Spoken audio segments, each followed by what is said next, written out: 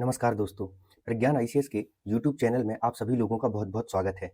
आज हम अपने इस एमसीक्यू सीरीज वाली जो क्लास है, उसमें फंडामेंटल ड्यूटीज, है ना, मूल कर्तव्य, फंडामेंटल ड्यूटीज और नीति निर्देशक सिद्धांत, राज्य के नीति निर्देशक सिद्धांत, directive principle of state policy, इससे रिलेटेड जो है एमसीक्यू डिस्कस करने वाले हैं, ठीक है? तो चलिए क्लास को जो है हम लोग शुरू करते हैं और मैं उम्मीद करता हूँ कि आप सभी लोग जो है स्वस्थ होंगे क्योंकि इस समय कड़ाके की सर्दी भी पड़ रही है ना? और साथ में जो है एग्जाम का प्रेशर भी है क्योंकि अब जो है परीक्षाओं का दौर या सिलसिला जो है प्रारंभ हो चुका है, ठीक है? तो अब लगातार जो है एग्जाम होंगे तो क्या है, थोड़ा स्ट्रेस भी होता है माइंड में, है ना? और सर्दी भी है ना? सर्दी में वैसे भी पढ़ने का मन नहीं करता ज़्यादा, ठीक है? तो अ, मन लगा के रखना है पढ़ाई में, है ना? ताकि जो है हम अपने जिस लक्ष्य को लेकर के निकले हैं, है ना? जिन सपनों को हमने संजोया है अपने लिए उनको जो है पूरा कर सकें, ठीक है? तो देखते हैं पहला क्वेश्चन क्या है हमारा। पहला क्वेश्चन ये है, कल्याणकारी राज्य की संकल्पना का समावेश भारत के संविधान में है। Concept of welfare state is included in the constitution of India. ठीक है, ऑप्शन है आपके, राज्य के नीति निर्देशक तत्वों में, in directive principle of state policy, मौलिक अधिकार के अध्याय में, in the chapter of fundamental rights, संविधान की 7वीं अनुसूची में, in the 7th schedule of constitution and संविधान की प्रस्तावना में, in the preamble of constitution. तो ये 4 ऑप्शन जो है आपको दिए गए हैं और इसमें से ये पूछा जा रहा है आपसे कि कल्याणकारी राज्य की संकल्पना, ठीक है ना, कॉन्सेप्ट ऑफ वेलफेयर स्टेट, वह इंडियन कॉन्स्टिट्यूशन में जो है कहाँ मेंशन किया गया है या कहाँ जो है उसको इंक्लूड किया गया है। ठीक है, तो ये आपको बताना है। ठीक है, एलिमिनेशन मेथड लगा लेते हैं हम लोग। तो संविधान की प्रस्तावना, तो संविधान की प्रस्तावना में जो है वह ये नहीं बताया गया कि भारत, उसमें ये कहा गया है, मतलब इनडायरेक्टली उसका मतलब है कि भारत एक कल्याणकारी राज्य होगा, लेकिन वो डायरेक्टली नहीं है। ठीक है, यहाँ पर जो है राज्य की प्रकृति, मतलब भारत राज्य की जो है प्रकृति और उद्देश्यों को बताया गया है। ठीक है ना, किसको बताया गया है? उद्देश्यों को बताया गया है। तो ये वाला ऑप्शन आपका नहीं होगा। फिर है 7वीं अनुसूची में, हमको पता है केंद्र और राज्य के बीच में जो है विषयों का बंटवारा, मतलब जो है सूचियों का वर्णन किया गया है, जिसमें यूनियन लिस्ट, स्टेट लिस्ट और जो है आपका कंकरेंट लिस्ट आता है, तो ये वाला ऑप्शन भी नहीं है। मौलिक अधिकारों के अध्याय में, मौलिक अधिकारों का जो अध्याय है वो जो है स्वतंत्रता से संबंधित है, मतलब एक तरीके से जो है वह राजनीतिक लोकतंत्र से संबंधित है। किससे संबंधित है? राजनीतिक लोकतंत्र को स्थापित करने से संबंधित है। ठीक है, वहां पर जो है राज्य के कल्याणकारी चरित्र का पता नहीं चलता है, लेकिन राज्य के नीति निर्देशक जो सिद्धांत है वहां पर जो है आपको राज्य के कल्याणकारी चरित्र के बारे में जो है जानकारी प्राप्त होती है। कल्याणकारी राज्य का क्या मतलब होता है? कल्याणकारी राज्य का मतलब ये होता है कि राज्य के द्वारा, किसके द्वारा? राज्य के द्वारा किनके? जो जनता है, जो लोग हैं, ठीक है ना, जो जनता है ना, जनता के कल्याण के लिए, मतलब उनके जो है वेलफेयर के लिए जो है वह कार्य किए जाएंगे। जैसे फॉर एग्जाम्पल सपोज कर लीजिए आयुष्मान भारत, क्या है ये? आयुष्मान भारत मतलब स्वास्थ्य की दिशा में, जनता के स्वास्थ्य का ध्यान रखने के लिए आयुष्मान भारत है आपका। ठीक है, फिर क्या है? समान कार्य के लिए समान वेतन, ठीक है ना, समान कार्य के लिए, समान वेतन, ठीक है, समान वेतन, ये भी है एक कल्याणकारी राज्य की अवधारणा। फिर क्या है? पंचायतों का गठन हो गया। इसके अलावा भी है जो सामाजिक रूप से जो है पिछड़े वर्ग हैं उनका उत्थान करना, जो वृद्ध हैं, ठीक है ना, जो वृद्ध हैं उन्हें वृद्धावस्था में सहायता प्रदान करना, जो महिलाएं हैं, ठीक है ना, तो महिलाओं के लिए जो है काम की उचित दशाएं जो है सुनिश्चित करना। तो ये सारी चीजें, मतलब ऐसे कार्य जिससे जनता का कल्याण सुनिश्चित होता है, उन कार्यों का वर्णन राज्य के नीति निर्देशक तत्वों में किया गया है। ठीक है, ये आप लोग याद रखिएगा कि राज्य की नीति निर्देशक तत्व वाला जो अध्याय है वह भारत राज्य को एक कल्याणकारी राज्य जो है बनने की दिशा में वह क्या करता है? अग्रसर करता है। ठीक है, चलिए नेक्स्ट क्वेश्चन देखते हैं हम लोग। नेक्स्ट क्वेश्चन आपका क्या कहता है? ये कहता है, संविधान निम्न में से किसके शोषण के विरुद्ध अधिकार स्वीकृत करता है? The constitution recognise the right against exploitation of which of the following, मतलब किसके शोषण के विरुद्ध जो है अधिकार को वह क्या करता है? स्वीकृत करता है, मतलब उसका शोषण आप नहीं कर सकते हैं। ठीक है, इसमें पहला ऑप्शन है आपका चिल्ड्रन, बच्चे, फिर है वुमेन, स्त्रियां, ट्राइब्स, जनजातियां, और दलित, मतलब दलित के लिए। तो आपको ये बताना है कि संविधान इनमें से किन किन के जो है शोषण को जो है एक तरीके से प्रोहिबिट करता है, अवरुद्ध करता है ना?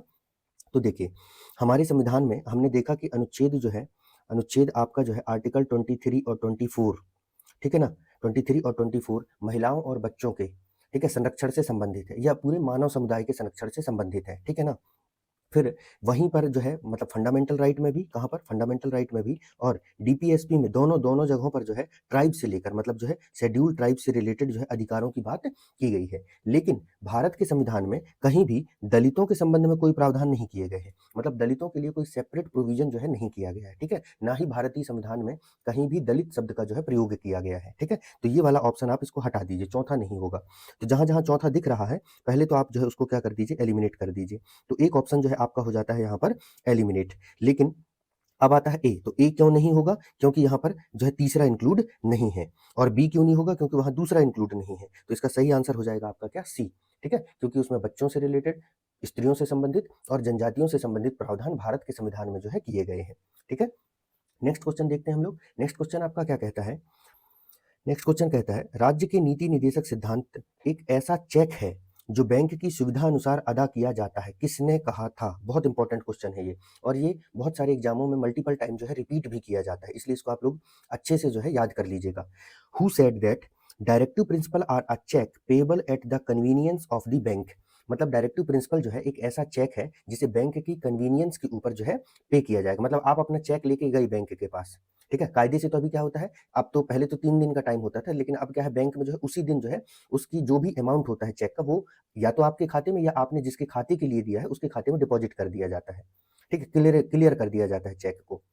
लेकिन यहाँ डीपीएसपी एक ऐसा चेक है जो जब आप उसको राज्य के पास लेके जाते हैं, सरकार के पास लेके जाते हैं, तो सरकार कहता है कि देखो हमारे बैंक में पैसा होगा तब तो आपका चेक क्लियर होगा, और अगर नहीं होगा तो ये चेक क्लियर नहीं होगा। ये किसने कहा है, ऑप्शन है आपका डॉक्टर बी आर अम्बेडकर, के एम मुंशी, डॉक्टर राजेंद्र प्रसाद, के टी शाह। तो ये बात किसने कही है, ठीक है। तो यहाँ एलिमिनेशन नहीं, आपको डायरेक्ट ये याद ही करना पड़ेगा। तो इसका सही आंसर है डी। क्या है सही आंसर, डी, के टी शाह ने ऐसा कहा था। क्यों, क्योंकि जो हमारे डीपीएसपी है, जो हमारा डीपीएसपी है उसमें कहा गया है, उसमें ये बात कही गई है कि डीपीएसपी जो है वह न्यायालय में प्रवर्तनीय नहीं है। क्या नहीं है, वह न्यायालय में जो है प्रवर्तनीय नहीं है, या इसको मैं कहूँ कि वाद योग्य नहीं है, वाद योग्य नहीं है। जैसे हमने प्रियम्बल के बारे में भी देखा था। लेकिन फंडामेंटल राइट जो है प्रवर्तनीय भी है और वाद योग्य भी है। मतलब उसके आधार पर मान लो अगर आपको फंडामेंटल राइट में कहा गया है कि आपको वाक एवं अभिव्यक्ति की स्वतंत्रता मिलेगी, और कोई आपके वाक एवं अभिव्यक्ति की आजादी का उल्लंघन करता है, तो आप सीधे सुप्रीम कोर्ट चले जाइए, वो आपको उपचार प्रदान करेगा। लेकिन डीपीएसपी में जैसे कई बातें कही गई, बहुत सारी बातें जैसे उसमें किया गया है। फॉर एग्जाम्पल ले लीजिए, उसमें एक बात कही गई है, समान कार्य के लिए समान वेतन, equal pay for equal ways for equal work, ये बात कही गई है। अब अगर किसी व्यक्ति को ये प्राप्त नहीं होता है तो वो इस आधार पर जो है सुप्रीम कोर्ट नहीं जा सकता कि माई बाप देखिए मुझे जो है समान कार्य के लिए समान वेतन नहीं दिया जा रहा है, ठीक है। तो मतलब वो क्यों, क्योंकि वो न्यायालय में प्रवर्तनीय नहीं है। पहली बात तो ये हो गई। लेकिन वैसे मैं जो उदाहरण दिया हूँ समान कार्य के लिए समान वेतन, उसको वैसे सुप्रीम कोर्ट ने बाद में जो है फंडामेंटल राइट में भी इंक्लूड कर दिया है, ठीक है। तो इसकी जगह कुछ और भी उदाहरण हो सकता है। दूसरी बात ये है कि डीपीएसपी को लागू करने के लिए, डीपीएसपी में जो प्रोविजन है, आप सबने पढ़ा है क्या क्या प्रोविजन है उसमें, तो डीपीएसपी को लागू करने के लिए जरूरत होती है, गवर्नमेंट के पास होने चाहिए थे क्या, रिसोर्सेस। क्या होने चाहिए थे, रिसोर्सेस, या जिसे मैं कहूँ कि संसाधन होने चाहिए थे। क्योंकि फॉर एग्जाम्पल हमें आयुष्मान भारत जैसी योजना चलानी है, तो उसके लिए गवर्नमेंट को पैसे की जरूरत पड़ेगी कि नहीं पड़ेगी, ठीक है। तो जब हमारा देश आजाद हुआ, जब भारत देश को जो है स्वतंत्रता मिली, उस समय जो है भारत देश की आर्थिक स्थिति उतनी अच्छी नहीं थी कि वो अपने सभी नागरिकों को डीपीएसपी में जो अ, एक तरीके से डीपीएसपी के अंतर्गत जो है जो अधिकार दिए गए हैं वो उनको जो है उपलब्ध करवाया जा सके। ये संभव नहीं था क्योंकि संसाधन नहीं थे हमारे देश के पास। इसीलिए डीपीएसपी को प्रवर्तनीय नहीं बनाया गया, वाद योग्य नहीं बनाया गया, ठीक है। तो इसी बात पर तंज कसने के लिए केटी शाह जी ने कहा कि ये नीति निदेशक सिद्धांत ऐसे हैं जो बैंक की सुविधा के अनुसार पे किए जाएंगे। मतलब जैसे जैसे राज्य की क्षमता बढ़ती जाएगी, जैसे जैसे राज्य जो है ग्रो करता जाएगा, वैसे वैसे डीपीएसपी को लागू किया जाएगा। देखिए आज के समय में जैसे जैसे हमारा जीडीपी, ठीक है, जैसे जैसे हमारा जीडीपी जो है इंक्रीज हो रहा है, हम समाज के गरीब वंचित वर्गों के उत्थान के लिए नई नई योजनाएं जो है हमारी सरकार के द्वारा जो है चलाई जा रही है, ठीक है। चलिए नेक्स्ट क्वेश्चन देखते हैं हम लोग। नेक्स्ट क्वेश्चन आपका क्या कहता है, निम्नलिखित में से कौन सा से राज्य के नीति निदेशक तत्वों में शामिल है, ठीक है। Which of the following is are included in the directive principle. मतलब कौन कौन सी जो तत्व हैं जो यहाँ दिए हुए हैं वो राज्य के नीति निदेशक सिद्धांत में जो है शामिल है। पहला ऑप्शन है आपका, मतलब पहला स्टेटमेंट है, मानव के दुर्व्यापार और बलात् श्रम का प्रतिषेध, prohibition of human trafficking and forced labour, मादक पेयों और स्वास्थ्य के लिए हानिकारक औषधियों के औषधीय प्रयोजन से भिन्न उपयोग का प्रतिषेध, prohibition of intoxicant drink and drugs except for the medicinal purpose. ठीक है। तो ये दो बातें हैं, इनमें से कौन सी चीजें जो है डीपीएसपी में इंक्लूडेड नहीं है, ये आपको बताना है। ठीक है, तो क्या होगा इसका सही आंसर भाई? हम लोगों ने इसके बारे में बहुत अच्छे से पढ़ा है कि मानव का दुर्व्यापार और बालात श्रम का प्रतिषेध, यह जो है आपके आर्टिकल आर्टिकल जो है 23 में डिस्क्राइब है। कहाँ डिस्क्राइब है? 23, जो कि किसका पार्ट है? आपका फंडामेंटल फंडामेंटल जो है राइट का पार्ट है। लेकिन मादक पेयों और स्वास्थ्य के लिए हानिकारक औषधियों के प्रयोजनों से भिन्न उपयोग पर प्रतिबंध जो है, ये आपका जो है डीपीएसपी का पार्ट है। किसका पार्ट है? डीपीएसपी का पार्ट है। आप मुझे कमेंट में बताओ ये किस आर्टिकल में ये बात कही गई है। ठीक है, और ये भी बता दूं, ये एक गांधीवादी सिद्धांत के अंतर्गत आता है। किसके अंतर्गत आता है? गांधीवादी जो है सिद्धांत के अंतर्गत जो है इसको रखा गया है। इसमें यह कहा गया है कि देखो, मेडिसिनल पर्पज को छोड़ करके बाकी जगह इंटॉक्सिकेंट का प्रयोग नहीं किया जाएगा। क्यों? क्योंकि आपको पता है कि जैसे अफीम है फॉर एग्जांपल, वो एक इंटॉक्सिकेंट है, एक मादक द्रव्य है। अब उसका प्रयोग जो है बहुत सारे आयुर्वेदिक औषधियों में भी किया जाता है। जैसे वो एक होता है जो होली के समय में लोग यूज करते हैं, भांग, है ना?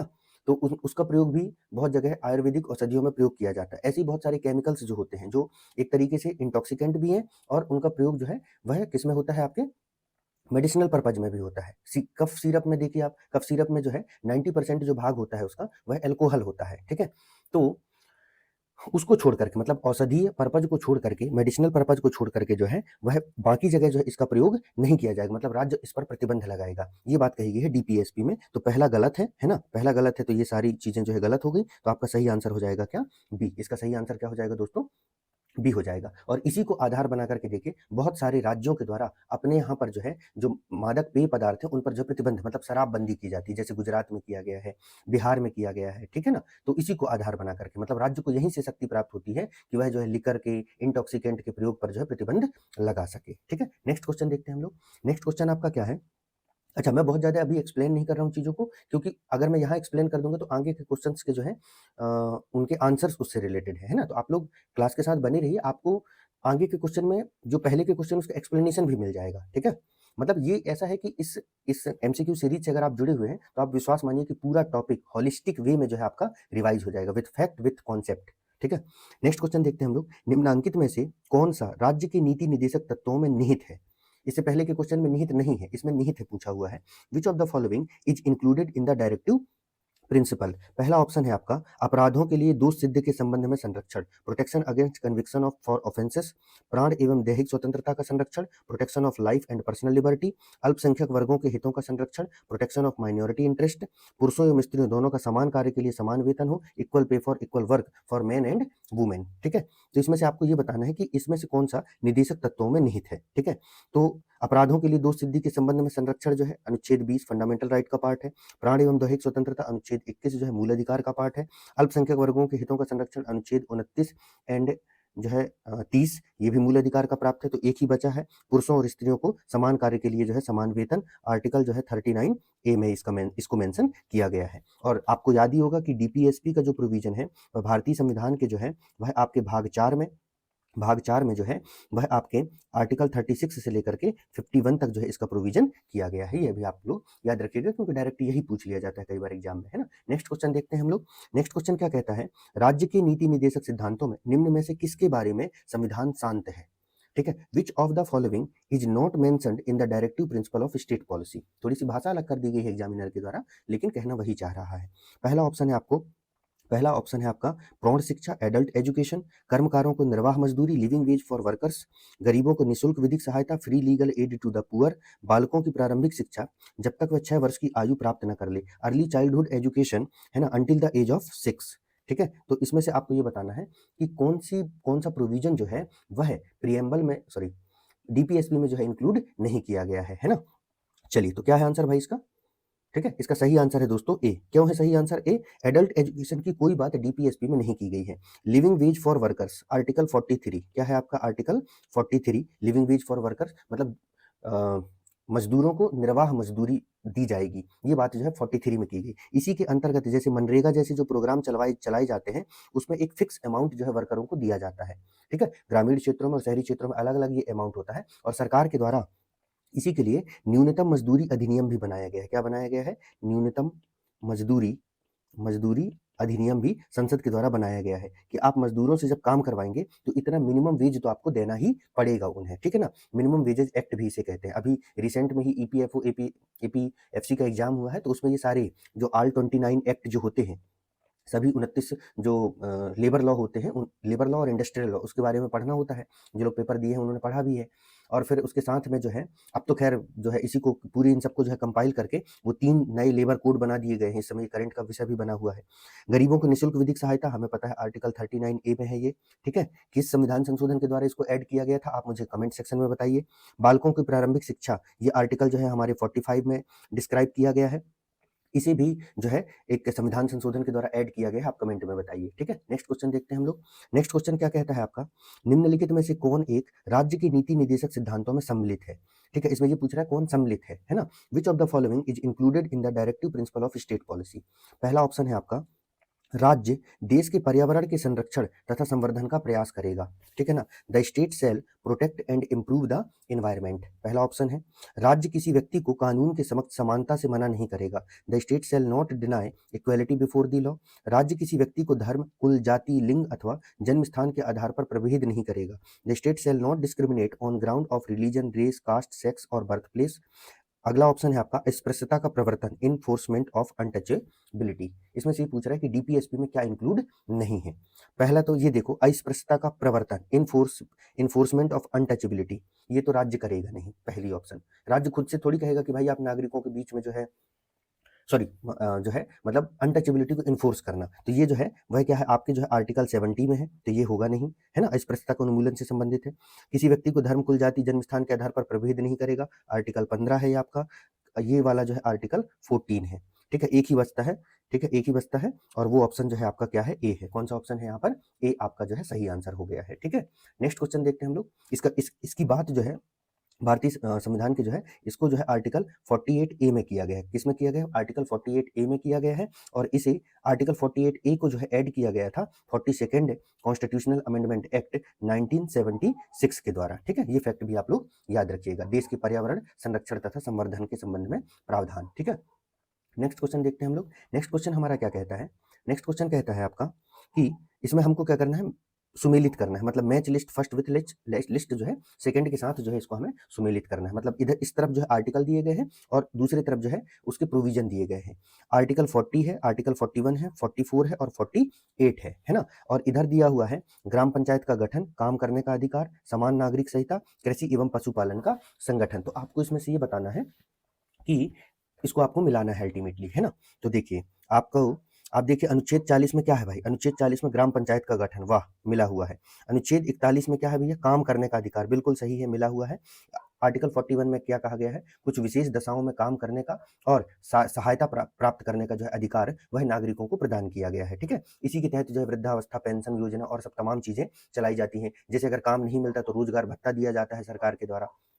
फिर आर्टिकल 44, तो आर्टिकल 44 जो है समान नागरिक संहिता से संबंधित है ना। और आर्टिकल 48 जो है वह कृषि एवं पशुपालन का संगठन से संबंधित है, ठीक है। इसी में कहा गया है कि राज्य जो है कृषि एवं पशुपालन का जो है संगठन करेगा, जो दुधारू पशु है उनका संरक्षण करेगा, और कृषि में जो है उन्नत तकनीकों को जो है वह उनका जो उन्नत तकनीकी जो है विकास करेगा, उन्नत तकनीकों का जो है विकास किया जाएगा। तो ये आर्टिकल 48 में ही ये बातें की गई है, ठीक है। तो इसका सही आंसर हो जाएगा आपका ए। कौन सा सही आंसर हो जाएगा, ए हो जाएगा। और देखिए ये क्वेश्चन कितनी बार मल्टीपल टाइम जो है रिपीट हुआ है। तो आपको डीपीएसपी से रिलेटेड सभी आर्टिकल मुंह जबानी याद होने चाहिए, ठीक है। आपको जो भी तरीका सही लगे, कुछ लोगों को न्यूमोनिक्स के तरीके से लोग याद करते हैं, कुछ बार बार रिवाइज करके याद करते हैं, कुछ प्रैक्टिस करके याद करते हैं। तो जो भी आपको तरीका सही लगे आप लोग याद कर लीजिएगा। और इसके साथ ही ये कुछ जैसे फंडामेंटल राइट से रिलेटेड आर्टिकल्स हो गए, डीपीएसपी से रिलेटेड आर्टिकल्स हो गए, ये एग्जाम के पहले आप लोग हमेशा रिवाइज करके जाया कीजिए, ठीक है, क्योंकि कई बार दिमाग कंफ्यूज हो जाता है इसमें। नेक्स्ट क्वेश्चन देखते हैं हम लोग। नेक्स्ट क्वेश्चन हमारा कहता है, वो ये कहता है कि समान कार्य के लिए समान वेतन भारत के संविधान में सुनिश्चित किया गया एक equal pay for equal work is guaranteed in the constitution as a. मतलब उसको समान कार्य के लिए समान वेतन को भारत के संविधान में किस रूप में शामिल किया गया है। पहला ऑप्शन है आपका फंडामेंटल राइट के रूप में, राज्य की नीति निदेशक सिद्धांतों में पार्ट ऑफ डायरेक्टिव प्रिंसिपल, मौलिक कर्तव्य, फंडामेंटल ड्यूटी, आर्थिक अधिकार, इकोनॉमिक राइट। तो किस रूप में जो है इसको समाहित किया गया है भारत के संविधान में? तो हमें पता है कि हम इस प्रोविजन को जो है वह डीपीएसपी में पढ़ते हैं। डीपीएसपी के जो है आर्टिकल जो है 39 में जो है इसके संबंध में प्रावधान किए गए हैं। तो ये राज्य की नीति निदेशक सिद्धांतों का जो है वह एक भाग है। ठीक है दोस्तों। चलिए नेक्स्ट क्वेश्चन देखते हैं हम लोग। नेक्स्ट क्वेश्चन है आपका, क्या है 10वां क्वेश्चन जो है वो कह रहा है, एक मिनट आप लोग रुकिएगा थोड़ा सा यहाँ।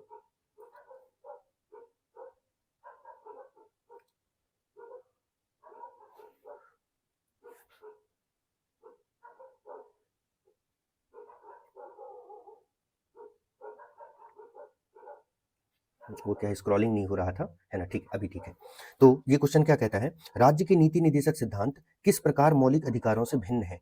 How are directive principle different from fundamental rights? मतलब जो राज्य की नीति निदेशक सिद्धांत है और मौलिक अधिकारों के बीच में क्या अंतर है? ठीक है, पहला ऑप्शन है पूर्वोक्त पूर्वोक्त केंद्रीय सरकार के लिए है और उपरोक्त राज्यों के लिए। DPSP apply to centre, FR to state. मतलब ये पहला वाला कह रहा है, ऑप्शन कह रहा है कि राज्य के नीति निदेशक सिद्धांत केंद्र सरकार के लिए है और मूल अधिकार जो है राज्य सरकार के लिए है। ठीक है। सेकेंड ऑप्शन कह रहा है पूर्वोक्त संविधान का अंश नहीं है जबकि उपरोक्त है। DPSP are not part of constitution but fundamental right are. Next option है आपका निर्देशक, मतलब डीपीएसपी जो है वह प्रवर्तनीय नहीं है जबकि अधिकार प्रवर्तनीय है। DPSP are non justiciable, FRR मतलब fundamental rights are enforceable and none of the above. तो क्या होगा भाई इसका सही आंसर? अभी मैं थोड़ी देर पहले इसी को एक्सप्लेन भी कर चुका हूं। ठीक है, तो इसका सही आंसर होगा आपको क्या है, वो सी होगा। क्या होगा? सी होगा कि डीपीएसपी जो है या निर्देशक नीति निर्देशक सिद्धांत जो है वो प्रवर्तनीय नहीं है, फोर्सिएबल या नॉन जस्टिसेबल है वो, है ना? और जबकि फंडामेंटल राइट जो है वो इनफोर्सिएबल है। कैसे है? इनफोर्सिएबल या जस्टिसिएबल है। ठीक है, बाकी सारी बातें जो है वो बेफिजूल लिखी गई हैं, ये तो होगा नहीं। ये जो बात कही गई है पूर्वोक्त केंद्रीय सरकार के लिए, उपरोक्त राज्यों के लिए, ऐसा नहीं है। डीपीएसपी केंद्र सरकार के लिए भी है और राज्य सरकार के लिए है। यह पूरे भारत के शासन व्यवस्था के लिए है। ठीक है, पूरे भारत के शासन व्यवस्था का ये आधारभूत है, आधारभूत सिद्धांत है ना? हमने एक क्वेश्चन पहले सॉल्व किया है फंडामेंटल राइट वाले सीरीज में, वहां पर मैंने आपको ये बताया था कि उसमें क्वेश्चन पूछा गया था कि निम्न में से कौन भारत के शासन व्यवस्था का आधारभूत सिद्धांत है, तो उसका आंसर था डीपीएसपी। ठीक है, तो बाकी ये भी स्टेटमेंट गलत है, लेकिन इसका जो सी वाला ऑप्शन है वो आपका जो है सही है। ठीक है, नेक्स्ट क्वेश्चन देखते हैं हम लोग। नेक्स्ट क्वेश्चन क्या कहता है, यह धारणा कि भारत एक कल्याणकारी राज्य है सर्वाधिक दर्शित होती है। देखिए पहला ही क्वेश्चन हमने सॉल्व किया है आपको, है ना, और हमने उसका आंसर हमने देख लिया है। ठीक, लेकिन मैं यहाँ आपको ये बताना चाह रहा हूँ, एक बार इंग्लिश में रीड कर दूं, the idea that India is welfare state is best reflected in, है ना? तो ऑप्शन आपके दिए गए हैं preamble, fundamental right, directive principle, fundamental duties. ठीक है, तो अगर देखा जाए तो भारत एक कल्याणकारी राज्य है, ये हमें प्रियम्बल से भी पता चलता है। फंडामेंटल राइट भी हमारे ऐसे हैं जो व्यक्ति के कल्याण के लिए प्रावधान करते हैं, व्यक्ति के वेलफेयर के लिए प्रोविजन करते हैं। डायरेक्टिव प्रिंसिपल भी इसी काम में लगे हुए हैं। फंडामेंटल ड्यूटीज भी थोड़े ना थोड़े जो है मानव कल्याण से जुड़ा हुआ है ना? वैसे वो नागरिकों का अधिकार है, राज्य के लिए नहीं है, तो इसको अलग कर दीजिए। ये नागरिकों के फंडामेंटल ड्यूटी जो है नागरिकों के कर्तव्य है ना, नागरिकों की ड्यूटी है, तो ये तो अलग हो गया। लेकिन ये तीनों जो ऊपर के ऑप्शन है ये सभी जगह जो है कल्याणकारी राज्य से संबंधित कुछ ना कुछ अंश हमें प्राप्त होता है। लेकिन एग्जामिनर ने यहाँ स्पष्ट रूप से पूछा है सर्वाधिक दर्शित होती है, और मैंने आपको इसके पहले वाले क्वेश्चन में एक्सप्लेन भी किया था कि डीपीएसपी में हमें प्रत्यक्ष तौर पर प्राप्त होता है। ये प्रावधान किए गए हैं कि डीपीएसपी का उद्देश्य जो है भारत को एक कल्याणकारी राज्य बनाना है। ठीक है, नेक्स्ट क्वेश्चन देखते हैं। नेक्स्ट क्वेश्चन है आपका, निम्नलिखित प्रावधान राज्य की नीति के निदेशक तत्वों में है। Consider the following provision under DPSPs. पहला ऑप्शन है आपका, मतलब पहला इसका वो है समान नागरिक संहिता सुरक्षित करना, securing a uniform civil code, है ना? ग्राम पंचायतों को संगठित करना, ऑर्गेनाइजिंग विलेज पंचायत। ग्रामीण कुटीर उद्योगों को प्रोत्साहित करना, प्रमोटिंग कॉटेज इंडस्ट्रीज। कर्मकारों के लिए अवकाश व सांस्कृतिक अवसर सुनिश्चित करना, securing just and human condition of work. अब इसमें से ये पूछ रहा है, विचार करने के बाद आप बताइए इनमें से कौन कौन से गांधीवादी सिद्धांत है, क्योंकि ये जितने यहाँ पर ये दिए गए हैं, ऑप्शंस दिए गए हैं, ये सभी जो है डीपीएसपी के ही पार्ट है। लेकिन डीपीएसपी को जो है हम तीन तरीकों से क्लासिफाइड करते हैं, मेजर रूप से जो है, मुख्य रूप से हम डीपीएसपी जो है हमारा, उसे हम तीन तरीके से क्लासिफाइड करते हैं। उसमें से एक जो क्लासिफिकेशन आपका आता है उसको हम कहते हैं समाजवादी, है ना? क्या कहते हैं? समाजवादी, सोशलिस्टिक क्लासिफिकेशन, ये सोशलिस्ट। दूसरा जो है वो है आपका गांधीवादी, गांधीयन प्रिंसिपल पर बेस्ड है जो गांधीवादी, है ना? और तीसरा जो है हम उसको क्लासिफाइड करते हैं बौद्धिक उदारवादी, उदारवादी सिंपल है ना, लिबरल प्रिंसिपल पर जो बेस्ड है, ठीक है। तो इसमें से ये पूछा कि गांधीवादी से रिलेटेड कौन कौन से हैं। तो देखिए, समान नागरिक संहिता, ठीक है, यूनिफॉर्म सिविल कोड 44, ये जो है उदारवादी सिद्धांत से संबंधित है। किससे संबंधित है? उदारवादी, ठीक है। मतलब सभी लोगों के लिए जो है, पूरे देश में जितने भी लोग हैं, चाहे वो किसी भी धर्म से बिलोंग करते हैं, उन सभी के लिए एक समान कानून होना चाहिए, ठीक है। और खास करके सिविल, इसका नाम ही है सिविल, है ना। तो यूनिफॉर्म सिविल कोड मतलब जो सिविल कानून है, ठीक है, वो सभी के लिए जो है, चाहे वो किसी भी धर्म से बिलोंग करता हो या किसी भी अन्य जो क्राइटेरिया से बिलोंग करता हो, वो जो है क्या होना चाहिए? एक जैसा होना चाहिए, ठीक। इसके अंतर्गत आते हैं परिवार से जुड़े हुए मुद्दे, है ना, संपत्ति से संबंधित, विवाह से संबंधित, ठीक है, ये सारे मुद्दे सिविल मामले कहलाते हैं, है ना।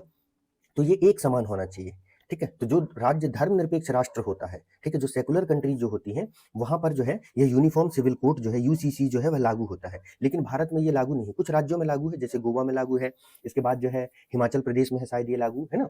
और भी राज्य प्रयास कर रहे हैं इसको लागू करने के लिए, लेकिन पूरे भारत में ये लागू नहीं है। तो ये एक उदारवादी प्रिंसिपल है। कैसा प्रिंसिपल है? उदारवादी प्रिंसिपल, ठीक है। ग्राम पंचायतों को संगठित करना, गांधी जी हमेशा गांव की बात करते थे, जहां गांव है वहां गांधी जी है, ठीक है। एक तो जहां नोट है वहां गांधी जी है, और जहां गांव है वहां गांधी जी है। तो ये बात की गई है आर्टिकल 40 में, ये सही है।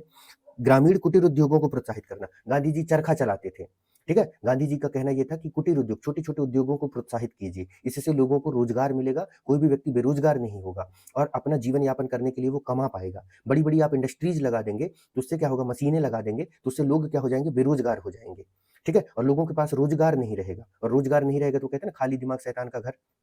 तो ये बात कही गई है किसमें? आर्टिकल जो है आपके ग्रामीण कुटीर उद्योगों को प्रोत्साहित करना, हाँ, आर्टिकल 43 में ये बात कही गई है, ठीक है। फिर कर्मकारों के लिए अवकाश व सांस्कृतिक अवसर सुनिश्चित करना, ये बात भी आर्टिकल 43 में ही है, ठीक है। आर्टिकल 43 में ही ये बात कही गई है। लेकिन ये जो है, ये प्रिंसिपल जो है वो गांधीवादी नहीं है, ये समाजवादी है। जो चौथा प्रिंसिपल है वो गांधीवादी ना होकर के समाजवादी है, क्योंकि समाजवाद का मतलब क्या होता है? समाज में जो है वह समानता स्थापित करना, ठीक है। और खास करके समाजवादी सिद्धांतों का उद्देश्य ये होता है कि मजदूरों के हितों की रक्षा करना। किसके हितों की रक्षा करना? मजदूरों के हितों की रक्षा करना, है ना। मजदूरों के हितों की रक्षा करना, ये समाजवादी सिद्धांत का उद्देश्य है, ठीक है। ठीक है, वेलफेयर ऑफ दी वर्कर्स, ठीक, क्योंकि समाजवादी सिद्धांत मानता है कि पूंजीपति जो है, ठीक है, जो कैपिटलिस्ट होते हैं उनके द्वारा जो है, जो वर्कर्स है उनको एक्सप्लॉइट किया जाता है, उनका शोषण किया जाता है, ठीक है। तो समाजवादी सिद्धांत से संबंधित, तो ये दो जो है वो गांधीवादी से संबंधित है। कहाँ दिख रहे हैं? बी, इसका सही आंसर हो जाएगा बी, ठीक है। और डिटेल में समझना हो तो आप लोग जो क्लासेस है उसको देख लीजिएगा इससे रिलेटेड। नेक्स्ट क्वेश्चन देखते हैं हम लोग। नेक्स्ट क्वेश्चन है आपका, भारत में पंचायती राज प्रणाली की व्यवस्था किसके अंतर्गत की गई है? Panchayati Raj in India is provided under, अभी देखो, अब इससे पहले वाले क्वेश्चन में हमने इसका आंसर हमने देख लिया है। ऑप्शन से देख लीजिए, फंडामेंटल राइट्स है, फंडामेंटल ड्यूटीज है, डायरेक्टिव प्रिंसिपल है और इलेक्शन कमीशन एक्ट है। तो हमको पता है पंचायती राज के संबंध में जो प्रावधान है वह डायरेक्टिव प्रिंसिपल, राज्य की नीति निर्देशक सिद्धांतों में आर्टिकल 40 के अंतर्गत किया गया है, अनुच्छेद 40 के अंतर्गत किया गया है। और इसी मैंडेट को पूरा करने के लिए भारत सरकार के द्वारा वह क्या है, 73वां 73rd एंड 74th जो है संविधान संशोधन जो है किया गया था भारत के संविधान में। और इसके माध्यम से जो है वह पंचायती राज संस्थाओं को जो है संवैधानिक दर्जा प्रदान किया गया है। यही है डीपीएसपी। मतलब डीपीएसपी समझिए आप, एक तरीके से जो है वो सिद्धांत है, ठीक है, या मैं कहूं कि वो क्राइटेरिया है जिसके आधार पर सरकार जो है अपने यहाँ कानूनों का निर्माण करती है, ठीक है। मतलब एक तरीके से ये एक मार्गदर्शक सिद्धांत है, मतलब सरकार को मार्ग दिखाते हैं कि तुम्हें कहाँ जाना है, तुम्हें करना क्या है, ठीक है, तुम्हें क्यों बनाया गया है। नेक्स्ट क्वेश्चन देखते हैं हम लोग। नेक्स्ट क्वेश्चन कहता है, राज्य नीति के निदेशक सिद्धांतों को शामिल करने का उद्देश्य है। The purpose of including DPSP in the constitution is, मतलब राज्य की नीति निर्देशक सिद्धांतों को हमने संविधान में क्यों शामिल किया है? पहला ऑप्शन है आपका राजनीतिक प्रजातंत्र स्थापित करना, टू इस्टेब्लिश पॉलिटिकल डेमोक्रेसी। दूसरा ऑप्शन है सामाजिक प्रजातंत्र स्थापित करना, टू इस्टेब्लिश सोशल डेमोक्रेसी। तीसरा है गांधीवादी प्रजातंत्र स्थापित करना, टू इस्टेब्लिश गांधीयन डेमोक्रेसी। और चौथा है सामाजिक एवं आर्थिक प्रजातंत्र स्थापित करना, to establish social and economic democracy. क्या है भैया इसका ऑप्शन? ठीक है, तो वैसे तो इसका ऑप्शन जो है सीधे सीधे अगर मैं आपको कहूं तो आर्टिकल जो है 38 में ये स्पष्ट रूप से बताया गया है। आर्टिकल 38 में स्पष्ट रूप से कहा गया है कि डीपीएसपी का जो है क्या उद्देश्य है, ठीक है ना। यहीं पर कल्याणकारी राज्य की भी बात की गई है और ये भी बताया गया कि डीपीएसपी का क्या उद्देश्य है। तो देखिए, ये वाला जो ऑप्शन है राजनीतिक प्रजातंत्र स्थापित करना, ये डीपीएसपी का उद्देश्य नहीं है, ये मूल अधिकारों का उद्देश्य है, फंडामेंटल राइट्स का उद्देश्य है ये। सामाजिक प्रजातंत्र स्थापित करना, हाँ, ये डीपीएसपी का उद्देश्य है, लेकिन केवल एकमात्र यही उद्देश्य नहीं है। गांधीवादी प्रजातंत्र को स्थापित करना, हाँ बिल्कुल है, लेकिन साथ में समाजवादी भी है और उदारवादी भी है। तो इसका सही आंसर होगा डी, क्योंकि उसमें कहा ही गया है कि डीपीएसपी का उद्देश्य जो है वह सोशल और एंड इकोनॉमिक डेमोक्रेसी को एस्टैब्लिश करना है। कैसे? सोशल में आप देखिए, सोशल में क्या है, सामाजिक समानता कैसे लाई जाएगी कि जैसे जो मजदूर वर्ग का कल्याण करना है, क्या करना है, मजदूर वर्ग का कल्याण करना है, महिलाओं का कल्याण करना है, ठीक है ना, महिलाओं का, बच्चों का, ठीक है, बच्चों का, वृद्धों का, जो वृद्धजन है, सीनियर सिटीजन है, उनके कल्याण की बात डीपीएसपी में की गई है। इसके साथ ही क्या कहा गया है, आर्टिकल 43 में कहा गया है कि भैया जो कर्मकार हैं, जो मजदूर हैं, जो श्रमिक हैं, उनको जो है औद्योगिक प्रबंधन में भागीदारी प्रदान किया जाए, जिससे वो भी थोड़ा-सा लाभ कमा सकें। ठीक है? तो इस तरीके से जो क्या है, इकोनॉमिक वेलफेयर की भी ये बात करता है। ठीक है? आर्टिकल 47 में क्या कहा गया है, समाज के पिछड़े वर्गों के उत्थान के लिए सरकार को प्रयास करना चाहिए, तो इकोनॉमिक वेलफेयर की बात करता है। और भी बहुत सारे इसके अलावा जो है आर्टिकल 39 बी और आर्टिकल 39 सी भी जो है इकोनॉमिक वेलफेयर की बात करता है। ठीक है? चलिए, तो सही आंसर क्या होगा, सामाजिक एवं आर्थिक प्रजातंत्र को स्थापित करना। इसको याद रखिएगा, ये क्वेश्चन जो है यूपीएससी में पूछा गया था 2002 में। इसके बाद यूपीएससी ने खुद इस क्वेश्चन को एक बार रिपीट किया है, और स्टेट गवर्नमेंट ताक में बैठे रहते हैं ऐसे क्वेश्चन जो यूपीएससी में थोड़ा सा, जिनकी प्रकृति थोड़ी सरल होती है लेकिन महत्वपूर्ण होती है, उनको रिपीट कर देते हैं एज इट इज, है ना। नेक्स्ट क्वेश्चन देखते हैं हम लोग। नेक्स्ट क्वेश्चन कहता है, भारतीय संविधान में राज्य के नीति निर्देशक सिद्धांतों का विचार लिया गया है। The idea of DPSP the idea of DPSP in the constitution is borrowed from. पहला ऑप्शन है आयरिश कॉन्स्टिट्यूशन, दूसरा है कैनेडियन कॉन्स्टिट्यूशन, तीसरा है साउथ अफ्रीका, और चौथा है क्या, ऑस्ट्रेलियन कॉन्स्टिट्यूशन। तो बताएं भैया कहाँ से लिया गया है, हमने डीपीएसपी का कॉन्सेप्ट जो है हमने कहाँ से लिया है।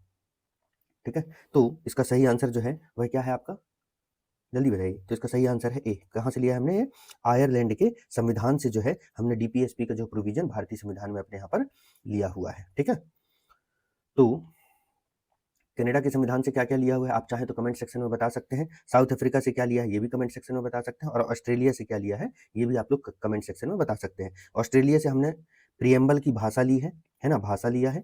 और ऑस्ट्रेलिया से जो है हमने क्या लिया है, समवर्ती सूची लिया है, कंकरेंट लिस्ट लिया है, समवर्ती सूची लिया है। कनाडा से हमने सशक्त केंद्र के साथ जो है संघीय व्यवस्था ली है। ठीक है, तो ये प्रोविजन इससे लिए हुए। नेक्स्ट क्वेश्चन देखते हैं हम लोग। अंतर्राष्ट्रीय शांति एवं सुरक्षा के संवर्धन से संबंधित अनुच्छेद है। Which articles deals with promotion of international peace and security.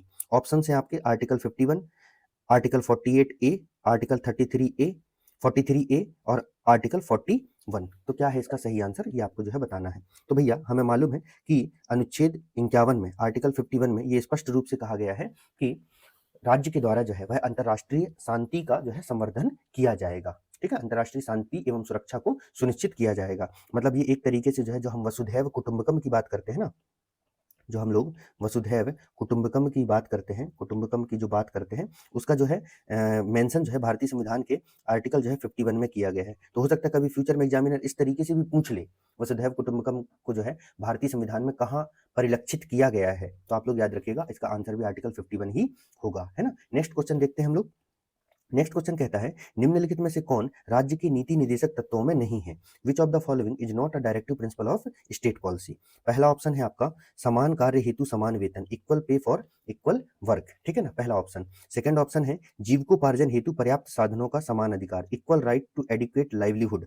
अस्पृश्यता का उन्मूलन, एवोल्यूशन ऑफ अनटचेबिलिटी। काम हेतु न्याय संगत और मानवोचित दशाएं, just and human work condition. ठीक है, तो इसमें से आपको बताना है कि कौन सा नीति निर्देशक सिद्धांतों में नहीं है। तो ऐसे क्वेश्चन देख के आपकी आंखें जो है चमक जानी चाहिए कि अस्पृश्यता का उन्मूलन जो है यह फंडामेंटल राइट है। ठीक है, तो नहीं है, ये जो है आपका जो है सही आंसर होगा। समान कार्य हेतु समान वेतन, हमने देखा ही है कि आर्टिकल 39 में इसका प्रोविजन किया गया है। इक्वल राइट टू एडिक्वेट जो है लाइवलीहुड, इसका प्रोविजन भी डीपीएसपी में किया गया है। काम हेतु न्याय संगत और मानवोचित दशाएं जो है प्रदान करने के संदर्भ में प्रावधान भी जो है वह आपके डीपीएसपी में किया गया है। किस आर्टिकल में किया गया है भैया, जल्दी बताएं, किस आर्टिकल में किया गया है प्रोविजन, आर्टिकल 42 में किया गया है। ठीक है, और इसी में जो है महिलाओं को, इसी अनुच्छेद में जो है वह महिलाओं को प्रसूति सहायता, मतलब मैटरनिटी रिलीफ की बात की गई है। ठीक है ना, महिलाओं को जो है प्रसूति सहायता के संदर्भ में भी जो है प्रावधान इसी अनुच्छेद के तहत किया गया है, और इसी अनुच्छेद को ध्यान में रख करके राज्य सरकार ने मैटरनिटी रिलीफ एक्ट जो है बनाया गया है ना। नेक्स्ट क्वेश्चन देखते हैं हम लोग। मतलब मैं ये कहना चाह रहा हूँ कि डीपीएसपी को लागू करने के लिए, किसको लागू करने के लिए, डीपीएसपी को लागू करने के लिए वह क्या होता है, सरकार के द्वारा, चाहे वह केंद्र सरकार हो चाहे राज्य सरकार, उसके द्वारा जो है कानून का निर्माण किया जाता है। क्या किया जाता है, कानून का निर्माण किया जाता है। ठीक है, और इसी के आधार पर जो है सरकारें वोट बटोरती हैं। नेक्स्ट क्वेश्चन देखते हैं। नेक्स्ट क्वेश्चन क्या कहता है, निम्नलिखित में से कौन संविधान के 42वें संशोधन द्वारा नीति निर्देशक तत्वों में नहीं जोड़ा गया? ठीक है ना, नहीं जो चीज है उसको अंडरलाइन कर लिया करना है ना। Which of the following is not added to the DPSP by 42nd constitutional amendment act? क्या नहीं जोड़ा गया है? पहला ऑप्शन है शोषण से बच्चों एवं वयस्कों की सुरक्षा करना, protection of children and youth against exploitation, समान न्याय तथा निःशुल्क कानूनी सहायता, equal justice and free legal add, समान आचार संहिता, यूनिफॉर्म सिविल कोड, उद्योगों के प्रबंधन में श्रमिकों की भागीदारी, participation of worker in management of industry. तो इसमें से भैया कौन सी जो चीज है वह 42वें संशोधन के माध्यम से नहीं जोड़ा गया है? तो इसका सही आंसर आप लोग लगा ही चुके होंगे अब तक। इसका सही आंसर है सी। ये हमारे डीपीएसपी में पहले से ही था, जो यूसीसी है वो हमारे डीपीएसपी में पहले से ही था। ठीक है ना, बाकी सभी जो है उनको 42वें संविधान संशोधन के द्वारा जोड़े गए हैं। क्योंकि आप लोग याद कीजिए, मैंने आपको बताया था कि इंदिरा गांधी समाजवादी नामक एक लाल घोड़े में जो है सवार हो गई थी, और उनका उद्देश्य जो है देश में समाजवादी व्यवस्था को, ठीक है, साम्यवादी नहीं कह रहा हूं, समाजवादी, ठीक है ना, और समाजवादी भी कैसा, लोकतांत्रिक समाजवादी व्यवस्था को स्थापित करना उद्देश्य जो है वह इंदिरा गांधी जी का था भारत में। इसीलिए उन्होंने बैंकों का राष्ट्रीयकरण भी किया। ठीक है, बहुत सारे उद्योग हैं उनका राष्ट्रीयकरण किया गया। तो उन्होंने ये कुछ चीजें ऐड की गई जिससे मजदूरों का कल्याण हो सके, क्या हो सके, जो श्रमिक वर्ग है उनके कल्याण को इंश्योर किया जा सके, और जो महिलाएं हैं, बच्चे हैं, वयस्क हैं, उनको जो है सुरक्षा प्रदान किया जा सके। तो ये वाला जो है ये आर्टिकल 39 ABCDE है ना, एफ ई या एफ में इसको बताया गया है, आर्टिकल 39 में है ये भी आपको पता है कि इसको ऐड किया गया 39A में, है ना। और ये वाला जो उद्योगों के प्रबंधन में श्रमिकों की भागीदारी, ये जो है आपका जो है आर्टिकल 43A में, ये इन तीनों को जो है वह आपके किसमें 42वें संशोधन के द्वारा जोड़े गए हैं। ठीक है, तो 42वां संशोधन भी महत्वपूर्ण है। बहुत जल्द जो है मैं आप लोगों के लिए पूरा जितने भी संविधान संशोधन है उसके लिए एक मैराथन क्लास लेके आने वाला हूं। ठीक है, तो जुड़े रहिएगा आप सभी लोग। नेक्स्ट क्वेश्चन देखते हैं हम लोग। नेक्स्ट क्वेश्चन आपका क्या कहता है, संविधान के किस अनुच्छेद में उद्योग के प्रबंधन में कर्मकारों की भागीदारी का प्रावधान है? लो अभी मैंने बता दिया और क्वेश्चन ही आ गया। Which article provide for workers participation in management of industry? Option है आपके article 43, article 43A, article 45, article 47। लेकिन देखिए यहाँ पर एग्जामिनर ने बहुत एक्सक्लूसिव पूछा है इस क्वेश्चन को, क्योंकि जनरली हम ये याद कर लेते हैं कि आर्टिकल 43 में जो है वह उद्योगों के प्रबंधन में कर्मकारों की भागीदारी की बात की गई है, क्योंकि आर्टिकल 43 में तीन प्रोविजन, आर्टिकल 43, आर्टिकल 43A और आर्टिकल 43B, ये तीन प्रोविजन है। ये कॉन्स्टिट्यूशन में पहले से था। इसे जोड़ा गया है 42वें संविधान संशोधन के द्वारा, और इसे जोड़ा गया है 97th कॉन्स्टिट्यूशनल अमेंडमेंट के 42nd है ये, है ना, और इसे 97th कॉन्स्टिट्यूशनल अमेंडमेंट एक्ट 2011 के द्वारा जोड़ा गया है। क्या है ये, कमेंट सेक्शन में आप लोग मुझे बताओ, है ना। तो इसका सही आंसर हो जाएगा बी। क्या हो जाएगा, सही आंसर बी हो जाएगा। ठीक है, तो ये प्रोविजन जो है वह वहां पर किया गया है। देखो यहाँ पहले मैंने लिख भी दिया था। नेक्स्ट क्वेश्चन देखते हैं हम लोग। नेक्स्ट क्वेश्चन आपका क्या कहता है, बंधुआ मजदूरी उन्मूलन अधिनियम संसद ने कब पारित किया? When was the bonded labour system abolition act was passed? तो इसको रट्टा मार लेना, इसका सही आंसर है आपका बी। क्या है इसका सही आंसर? बी। ठीक है, नेक्स्ट क्वेश्चन देखते हैं हम लोग। नेक्स्ट क्वेश्चन कहता है, निम्न में से कौन एक राज्य का नीति निर्देशक तत्व नहीं है? Which of the following is not a directive principle of state policy? ठीक है, तो आप देख रहे हैं इस तरीके की चीजें कि कौन सी चीजें राज्य की नीति निर्देशक तत्व में नहीं है, क्योंकि फंडामेंटल राइट, डीपीएसपी और फंडामेंटल ड्यूटी, इसके बीच में कंफ्यूजन हो जाता है यार कि कौन सा राइट है, कौन सा ड्यूटी है, कि कौन सा डीपीएसपी है। इसलिए एग्जामिनर जो है कंफ्यूजन, जहां पर गड्ढा दिखता है ना, एग्जामिनर स्टूडेंट को वहीं ढकेलने की कोशिश करता है कि गिर जाए यहाँ पर, है ना, जो आगे निकल जाएगा वो सिलेक्शन ले लेता है। ऑप्शन है आपके प्रोहिबिशन ऑफ इंटॉक्सिकेंट ड्रिंक, है ना, protection of cows, protection of environment, free education for child below below the age of 14, है ना, 14 वर्ष की आयु तक के बच्चों को निशुल्क शिक्षा। ठीक है ना, 14 वर्ष की आयु आयु के बच्चों को जो है वह निशुल्क शिक्षा, ठीक है, बिलो 14, ये जो है बात यहाँ पर की गई है। तो इसमें से कौन सा तत्व शामिल है? अब आपको लग रहा होगा सर सारी चीजें तो शामिल है यहाँ पर, है ना, क्योंकि जनरली शिक्षा से संबंधित हम लोग ये पढ़ लेते हैं कि आर्टिकल 45 में कहा गया है, पर्यावरण संरक्षण का जो है 48A में है, गौ संरक्षण से रिलेटेड भी है प्रोविजन 48 में है, मद्यपान से निषेध से संबंधित जो है प्रोविजन जो है वह आपके मद्यपान से संबंधित जो है अभी थोड़ी देर पहले मैंने आपको बताया भी था ना, कौन से आर्टिकल में है मद्यपान से संबंधित प्रोविजन, आर्टिकल 47 में है ना, किसमें है, आर्टिकल 47 में है इससे रिलेटेड प्रोविजन। ठीक है ना, 48 में नहीं, वो कंफ्यूजन, शायद मैं पहले 48 बता दिया हूं तो उसको करेक्ट कर लीजिएगा। तो 48 में है ना, सॉरी 47 में है ना, तो और गौ संरक्षण का तो 48 में है। तो हाँ, अब ऑप्शन क्या, सही आंसर क्या होगा, आप तो ये जानना चाहेंगे। तो इसका सही आंसर है दोस्तों डी। ये जो डी है ना, वह राज्य को 0 to 6 ईयर, 0 to 6 ईयर के बच्चों के, है ना, बच्चों की देखभाल, है ना, बच्चों की देखभाल और शिक्षा के संबंध में प्रावधान करता है। मतलब शिक्षा जैसे आंगनबाड़ी वगैरह, है ना, क्योंकि वहां बच्चों को अर्ली चाइल्डहुड एजुकेशन की बात करता है। किसकी बात करता है? अर्ली चाइल्डहुड जो है एजुकेशन की बात करता है कौन? आर्टिकल 45। लेकिन यहां पर ऑप्शन में क्या दिया? 14 वर्ष की आयु तक। तो 6 to 14 ईयर, 6 to 14 ईयर तक के बच्चों के एजुकेशन से रिलेटेड प्रोविजन जो है वह आर्टिकल 21A में किया गया है। ठीक है ना? तो इस आर्टिकल को भी अमेंड किया गया था आपके जो है 86 कॉन्स्टिट्यूशनल अमेंडमेंट के थ्रू, है ना, और इसको तो ऐड ही किया गया है इस संविधान 86वें संविधान संशोधन के द्वारा, है ना। तो एग्जामिनर ने बहुत माइन्यूट डिफरेंस से यहाँ पर क्वेश्चन पूछा है, ध्यान रखिएगा इस तरीके से, इसलिए ऑप्शंस को अच्छे से पढ़ना है आपको, है ना। जल्दबाजी में आंसर मत किया कीजिए, और खास करके ऐसे क्वेश्चंस जो आपको लगता है ना कि एकदम ये बहुत इजी है, थोड़ा सा रुक के विचार किया कीजिएगा, है ना। नेक्स्ट क्वेश्चन देखते हैं। नेक्स्ट क्वेश्चन आपका कहता है, निम्न कथनों के अनुसार कौन से प्रावधान राष्ट्रीय सामाजिक सहायता कार्यक्रम से संबंधित हैं? Which of the following constitutional provision relates to the national social assistant program? अब ये क्वेश्चन यूपीएससी का है, लेकिन इसको मैंने यहाँ इसलिए रखा है क्योंकि इस तरीके के क्वेश्चन यूपी पीसीएस और राजस्थान बार बार पूछते हैं। ठीक है, तो हो सकता है ये क्वेश्चन यूपी पीसीएस में पूछ लिया जाए, हो सकता है पूछ भी लिया गया हो, है ना।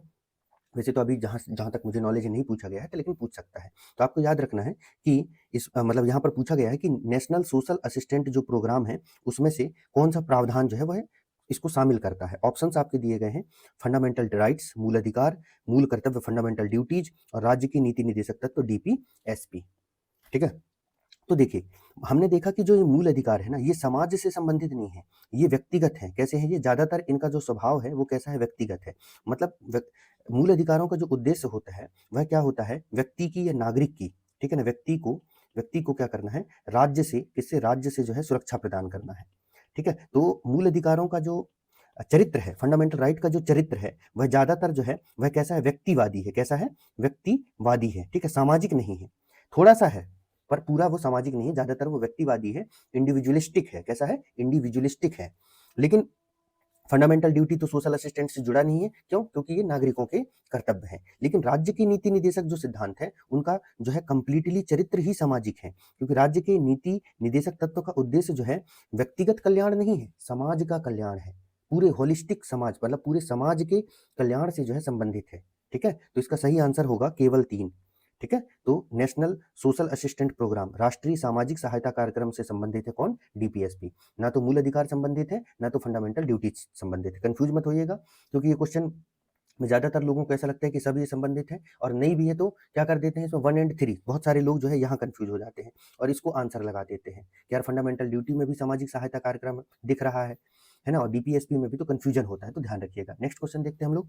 नेक्स्ट क्वेश्चन कहता है, निम्न में से कौन सा एक मौलिक कर्तव्य नहीं है ना। Which of the following is not fundamental duty, ये पूछा गया है। पहला है राष्ट्रगान का सम्मान करना, पहला ऑप्शन है आपका। रिस्पेक्ट द नेशनल एंथम, अगला ऑप्शन है आपका राष्ट्रीय संपत्ति का बचाव करना, प्रोटेक्ट नेशनल प्रॉपर्टी। राष्ट्रीय महत्व के स्थानों व स्मारकों की रक्षा करना, protect monuments and places of national importance. प्राकृतिक पर्यावरण का संरक्षण और सुधार करना, protect and improve natural environment. अब इसमें यह पूछा गया है कि कौन से मौलिक कर्तव्य नहीं है। मौलिक कर्तव्य, फंडामेंटल ड्यूटी नहीं है। ठीक है, तो क्या होगा भाई इसका सही आंसर? इसका सही आंसर होगा इसका सही आंसर होगा क्या? सी। क्या सही आंसर होगा? सी। ठीक है ना, क्योंकि राष्ट्रीय महत्व के स्थानों व स्मारकों की रक्षा करना, ठीक है ना, ये फंडामेंटल ड्यूटी नहीं है, ये डीपीएसपी का प्रोविजन है। किसका प्रोविजन है? डीपीएसपी का प्रोविजन है। डीपीएसपी के किस आर्टिकल में ये बात कही गई है? ये बात कही गई है आर्टिकल जो है आपके 49 में। कहां पर? आर्टिकल जो है 49 में ये बात कही गई है। राष्ट्रगान का सम्मान करना एक ये मूल कर्तव्य है आपका, है ना। राष्ट्रीय संपत्ति का बचाव करना ये भी एक मूल कर्तव्य, उसमें तोड़ फोड़ नहीं मचाना। अगर कहीं डस्टबिन लगे हैं तो उसको उखाड़ के घर नहीं ले जाना है ना। घर के लिए आप अपना डस्टबिन मार्केट से परचेस कर लीजिए। और अभी जब से तो स्वच्छ भारत मिशन चला है, तो बहुत सारे राज्यों में तो लोगों को जो है डस्टबिन बांटे भी गए थे, है ना। फिर प्राकृतिक वातावरण का संरक्षण करना, ये भी आपका एक मूल कर्तव्य, 6वें नंबर का जो है मूल कर्तव्य है, जिसमें ये कहा गया है कि प्राकृतिक पर्यावरण, वन, झील, पशु पक्षी, इन सबकी जो है रक्षा करने का कर्तव्य जो है ये हमारा कर्तव्य है। ठीक है ना, तो इसकी बात भी हमारे इसमें फंडामेंटल ड्यूटी में की गई है। लेकिन ये सी वाला जो ऑप्शन है वो डीपीएसपी का पार्ट है ना। नेक्स्ट क्वेश्चन देखते हैं, कितना बढ़िया क्वेश्चन बनाया गया है। नेक्स्ट क्वेश्चन देखते हैं, प्राकृतिक पर्यावरण का संरक्षण एवं सुधार, है ना, का उपबंध किस में शामिल है? The duty to protect and improve the natural environment is included under. है ना। आर्टिकल 21 में शामिल है, आर्टिकल 48A में शामिल है, आर्टिकल 51A में शामिल है और आर्टिकल 56 में इंक्लूडेड है। क्या कहा गया है? प्राकृतिक पर्यावरण का संरक्षण एवं सुधार, द ड्यूटी। अब देखो इसमें शब्द ही है क्या? ड्यूटी, है ना। Duty to protect and improve natural environment is included. अब ऐसे क्वेश्चनों में बहुत ज्यादा कंफ्यूजन होता है, मैं आपको बता दूं क्यों। क्योंकि हमें पता है आर्टिकल 41A में भी पर्यावरण संरक्षण की बात की गई है ना। और आर्टिकल 51 जो हमारे किससे रिलेटेड है? फंडामेंटल ड्यूटी से रिलेटेड है, मूल कर्तव्य से रिलेटेड है, इसमें भी पर्यावरण संरक्षण की बात की गई है। लेकिन पर्यावरण इसमें आर्टिकल 51 में जो संरक्षण की बात की गई है वो जो है नागरिकों की जिम्मेदारी है। किसकी जिम्मेदारी है? ये नागरिकों की जिम्मेदारी है, देश के नागरिकों की जिम्मेदारी है पर्यावरण संरक्षण की जिम्मेदारी। और आर्टिकल 41A में जो बात की गई है वो जिम्मेदारी नागरिक की नहीं, वो राज्य की जिम्मेदारी है। किसकी जिम्मेदारी है? राज्य की जिम्मेदारी है, ठीक है। तो इसका सही आंसर जो है ड्यूटी से पूछा है, तो इसका सही आंसर होगा आपका क्या? सी, है ना, आर्टिकल 51A में है, ठीक है। संरक्षण और सुधार के संबंध में ये नागरिकों की जिम्मेदारी है, ठीक है। चलिए नेक्स्ट क्वेश्चन देखते हैं हम। तो कंफ्यूजन होता है इस तरीके के क्वेश्चनों में, मैं समझ सकता हूं, लेकिन जो है यहाँ पर ड्यूटी लिखा हुआ है इसलिए जो है हम लोग यहाँ पर क्या करेंगे, इसको मूल कर्तव्य की दिशा में इसका आंसर जो है लगाएंगे। अगर ये अकाउंटेबिलिटी अगर ये बात रहती तो फिर हम इसको जो है वह डीपीएसपी में लेके जाते हैं, है ना। नेक्स्ट क्वेश्चन देखते हैं हम। नेक्स्ट क्वेश्चन हमारा कहता है निम्न में से किसका संरक्षण भारतीय नागरिक का मूल कर्तव्य है? Which of the following is a fundamental duty of an Indian citizen? पहला ऑप्शन है ग्राम पंचायत, विलेज पंचायत, राष्ट्रीय ध्वज, नेशनल फ्लैग, अनुसूचित जाति जनजाति, एससी एसटीज और वन्य प्राणी वाइल्ड एनिमल, ठीक है। तो क्या होगा भाई इसका सही आंसर? इसका सही आंसर होगा दोस्तों डी, ठीक है। वन्य प्राणियों का संरक्षण किया जाना चाहिए, ये करना चाहिए, ये नागरिकों का क्या है, वह मूल कर्तव्य है। क्यों? क्योंकि देखिए सरकार ने कानून बनाया, वाइल्ड लाइफ प्रोटेक्शन एक्ट बनाया, ठीक है। और उसके तहत जो कोई व्यक्ति अगर वन्य जीवों के खिलाफ कोई अपराध करेगा तो उसको दंडित किया जाएगा। लेकिन अगर हम लोगों के बीच में ही उनके अंदर अवेयरनेस ला दें कि वन्य जीव भी हमारे लिए बहुत ही आवश्यक है, वो हमारे पर्यावरण को संरक्षित रखते हैं, तो उनकी जो हत्याएं की जाती हैं, क्योंकि लोग शिकार करेंगे कहीं कुछ, है ना, तो कम से कम उनकी जो है हत्याएं थोड़ी क्या होंगी, कम होंगी। मतलब जो उनको जो है एक तरीके से जो है लोग अपने अम्यूजमेंट का जो है वो समझते हैं, तो वो चीजें नहीं होंगी, ठीक है। तो नागरिकों का ये उत्तरदायित्व है, क्योंकि हर जगह तो सरकार नहीं पहुंच सकती ना। अब किसी के गांव में तेंदुआ घुस गए या कोई और जंगली जानवर जो है प्रवेश कर गए और लोग वहां जो है उसको मार दें, ठीक है, या कोई व्यक्ति जो है शिकार कर ले, ठीक है, तो क्योंकि हर जगह तो सरकार की मौजूदगी नहीं हो सकती, तो ये जो है नागरिकों का कर्तव्य है, ये आप याद रखिएगा। नेक्स्ट क्वेश्चन देखिए। तो इसलिए मैं क्या कह रहा हूँ, आपको पूरे 11 के 11 फंडामेंटल ड्यूटीज जो है याद होने चाहिए मुंह जुबानी, ठीक है। और अगर आप राजस्थान या उत्तर प्रदेश से हैं तो आप लोग जो है उनका क्रम भी याद कर लो कि किस क्रम में कौन सी फंडामेंटल ड्यूटी है, क्योंकि ये दोनों जो लोक सेवा आयोग हैं ये थोड़े से कभी कभी जो है क्वेश्चन का टफ बनाने के लिए क्रम भी पूछ लेते हैं, है ना। नेक्स्ट क्वेश्चन देखते हैं। एक नागरिक के मूल कर्तव्यों में निम्न में से कौन सम्मिलित नहीं है? Which of the following is not a fundamental duty? ये पूछा गया है, ठीक है। ऑप्शन है आपके प्राकृतिक पर्यावरण की रक्षा और संवर्धन, protect and improve natural environment, स्वतंत्रता संग्राम के उच्च आदर्शों को संजोए रखना, uphold ideals of freedom struggle, अस्पृश्यता मिटाने की ओर प्रयास करें, work toward evolution of untouchability, वैज्ञानिक दृष्टिकोण व मानववाद का विकास, develop scientific temper and humanism. अब इसमें ये कह रहा है कौन मूल कर्तव्य में सम्मिलित नहीं है? तो भैया प्राकृतिक पर्यावरण का संरक्षण हमने देखा कि ये सम्मिलित है, तो ये तो सम्मिलित है, ठीक है। तो ये आंसर हमारा नहीं होगा क्योंकि हमें नॉट फाइंड करना है। स्वतंत्रता संग्राम के उच्च आदर्शों को संजोए रखना ये भी है, ताकि भारत के नागरिक इस बात को समझे कि हमें ये आज़ादी कितने मुश्किल से मिली है, कितने लोगों ने जो है अपने जान की आहुति दी है, तब जाकर के हम इस आज़ादी को प्राप्त किए हैं।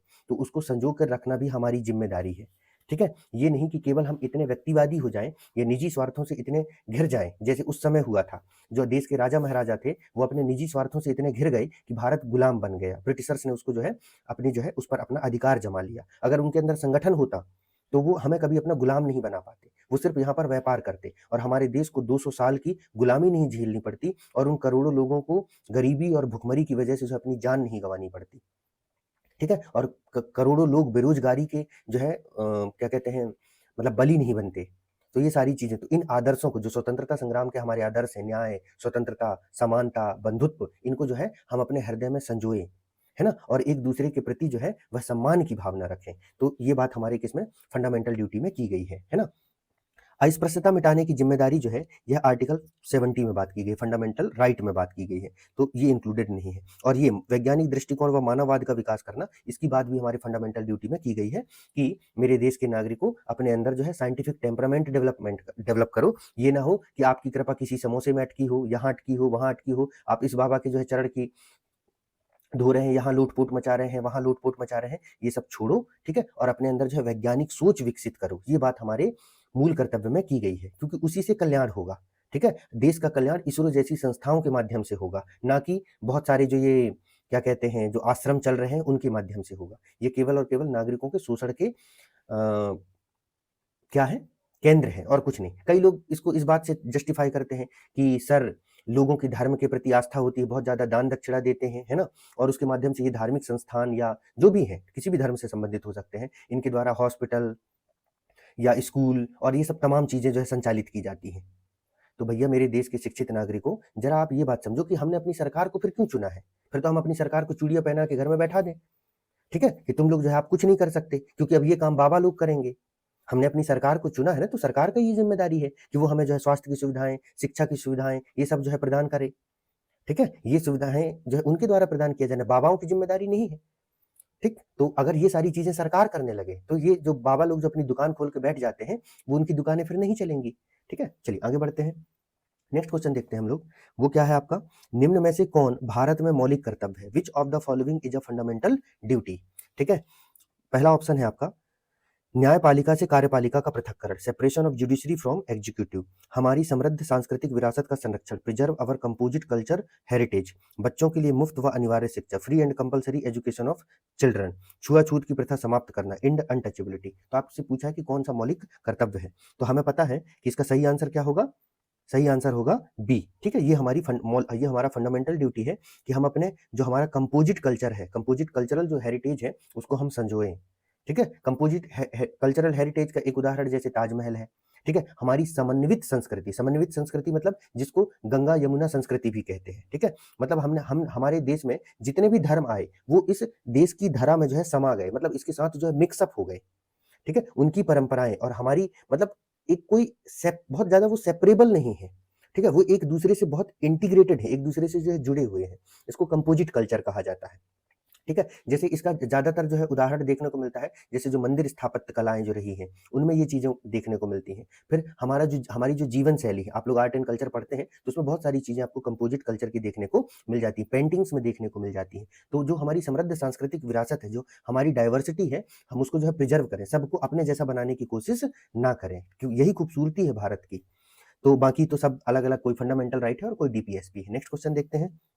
नेक्स्ट क्वेश्चन क्या है, निम्न में से कौन सा कथन मौलिक कर्तव्यों के बारे में सही नहीं है, which of the following is not correct regarding fundamental duties, ये पूछा गया है। पहला ऑप्शन है मौलिक कर्तव्यों के बारे में सही नहीं है ना, उन्हें परमादेश द्वारा प्रभावी बनाया जा सकता है, they can be enforced by writ of mandamus.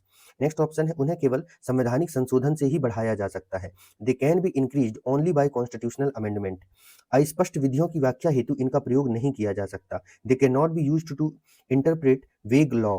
Next option है किसी विशिष्ट कर्तव्य का पालन करना संवैधानिक कानून का विषय है, compliance of a specific duty is a matter of constitutional law. तो इसमें पूछा है सही नहीं है, ठीक है।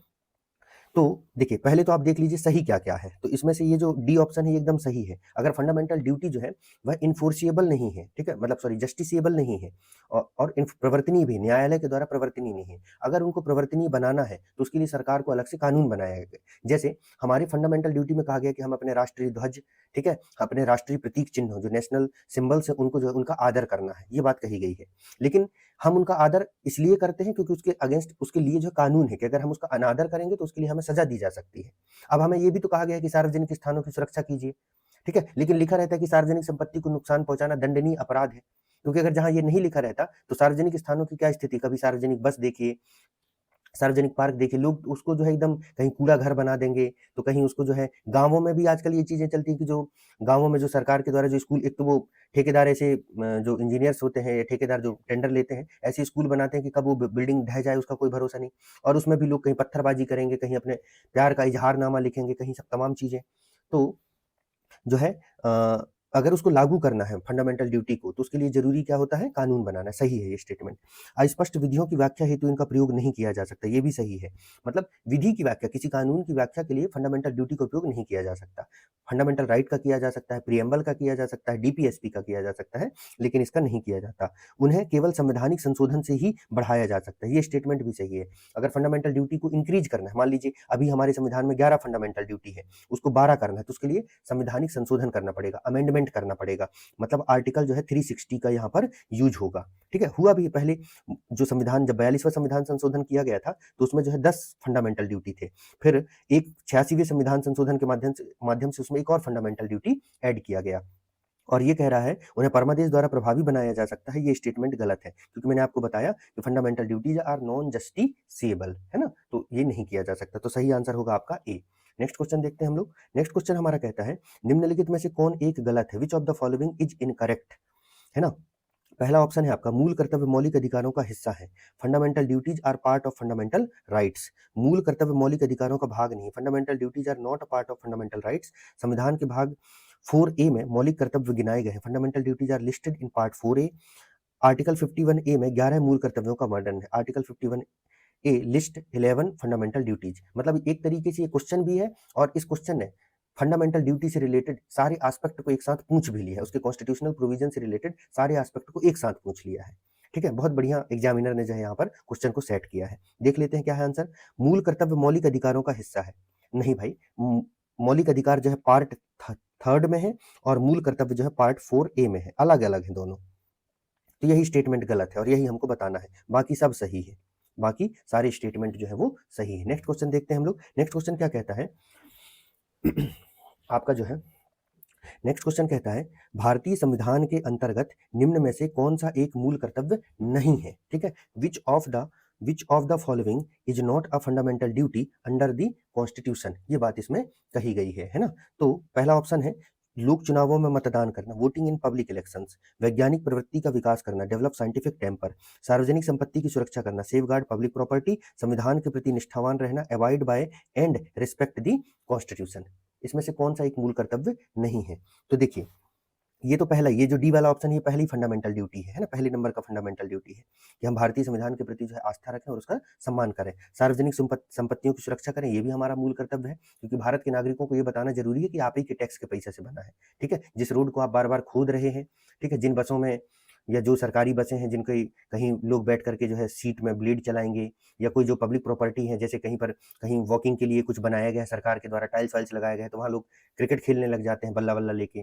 तो इस तरीके की जो भी चीजें हैं, तो वो आपकी ही प्रॉपर्टी है, आपको ही सुरक्षित रखना है, हर चीज के लिए सरकार नहीं आएगी, ये बात यहीं पर कहा गया है। वैज्ञानिक प्रवृत्ति का विकास करना, ये भी जो है नागरिकों का ही मौलिक कर्तव्य है ना। चुनावों में मतदान करना, ये फंडामेंटल ड्यूटी नहीं है। एग्जाम में बहुत कंफ्यूजिंग हो सकता है ये, देखो यूपीएससी ने इस क्वेश्चन को पूछा है, कुछ तो सोच के पूछा होगा, है ना।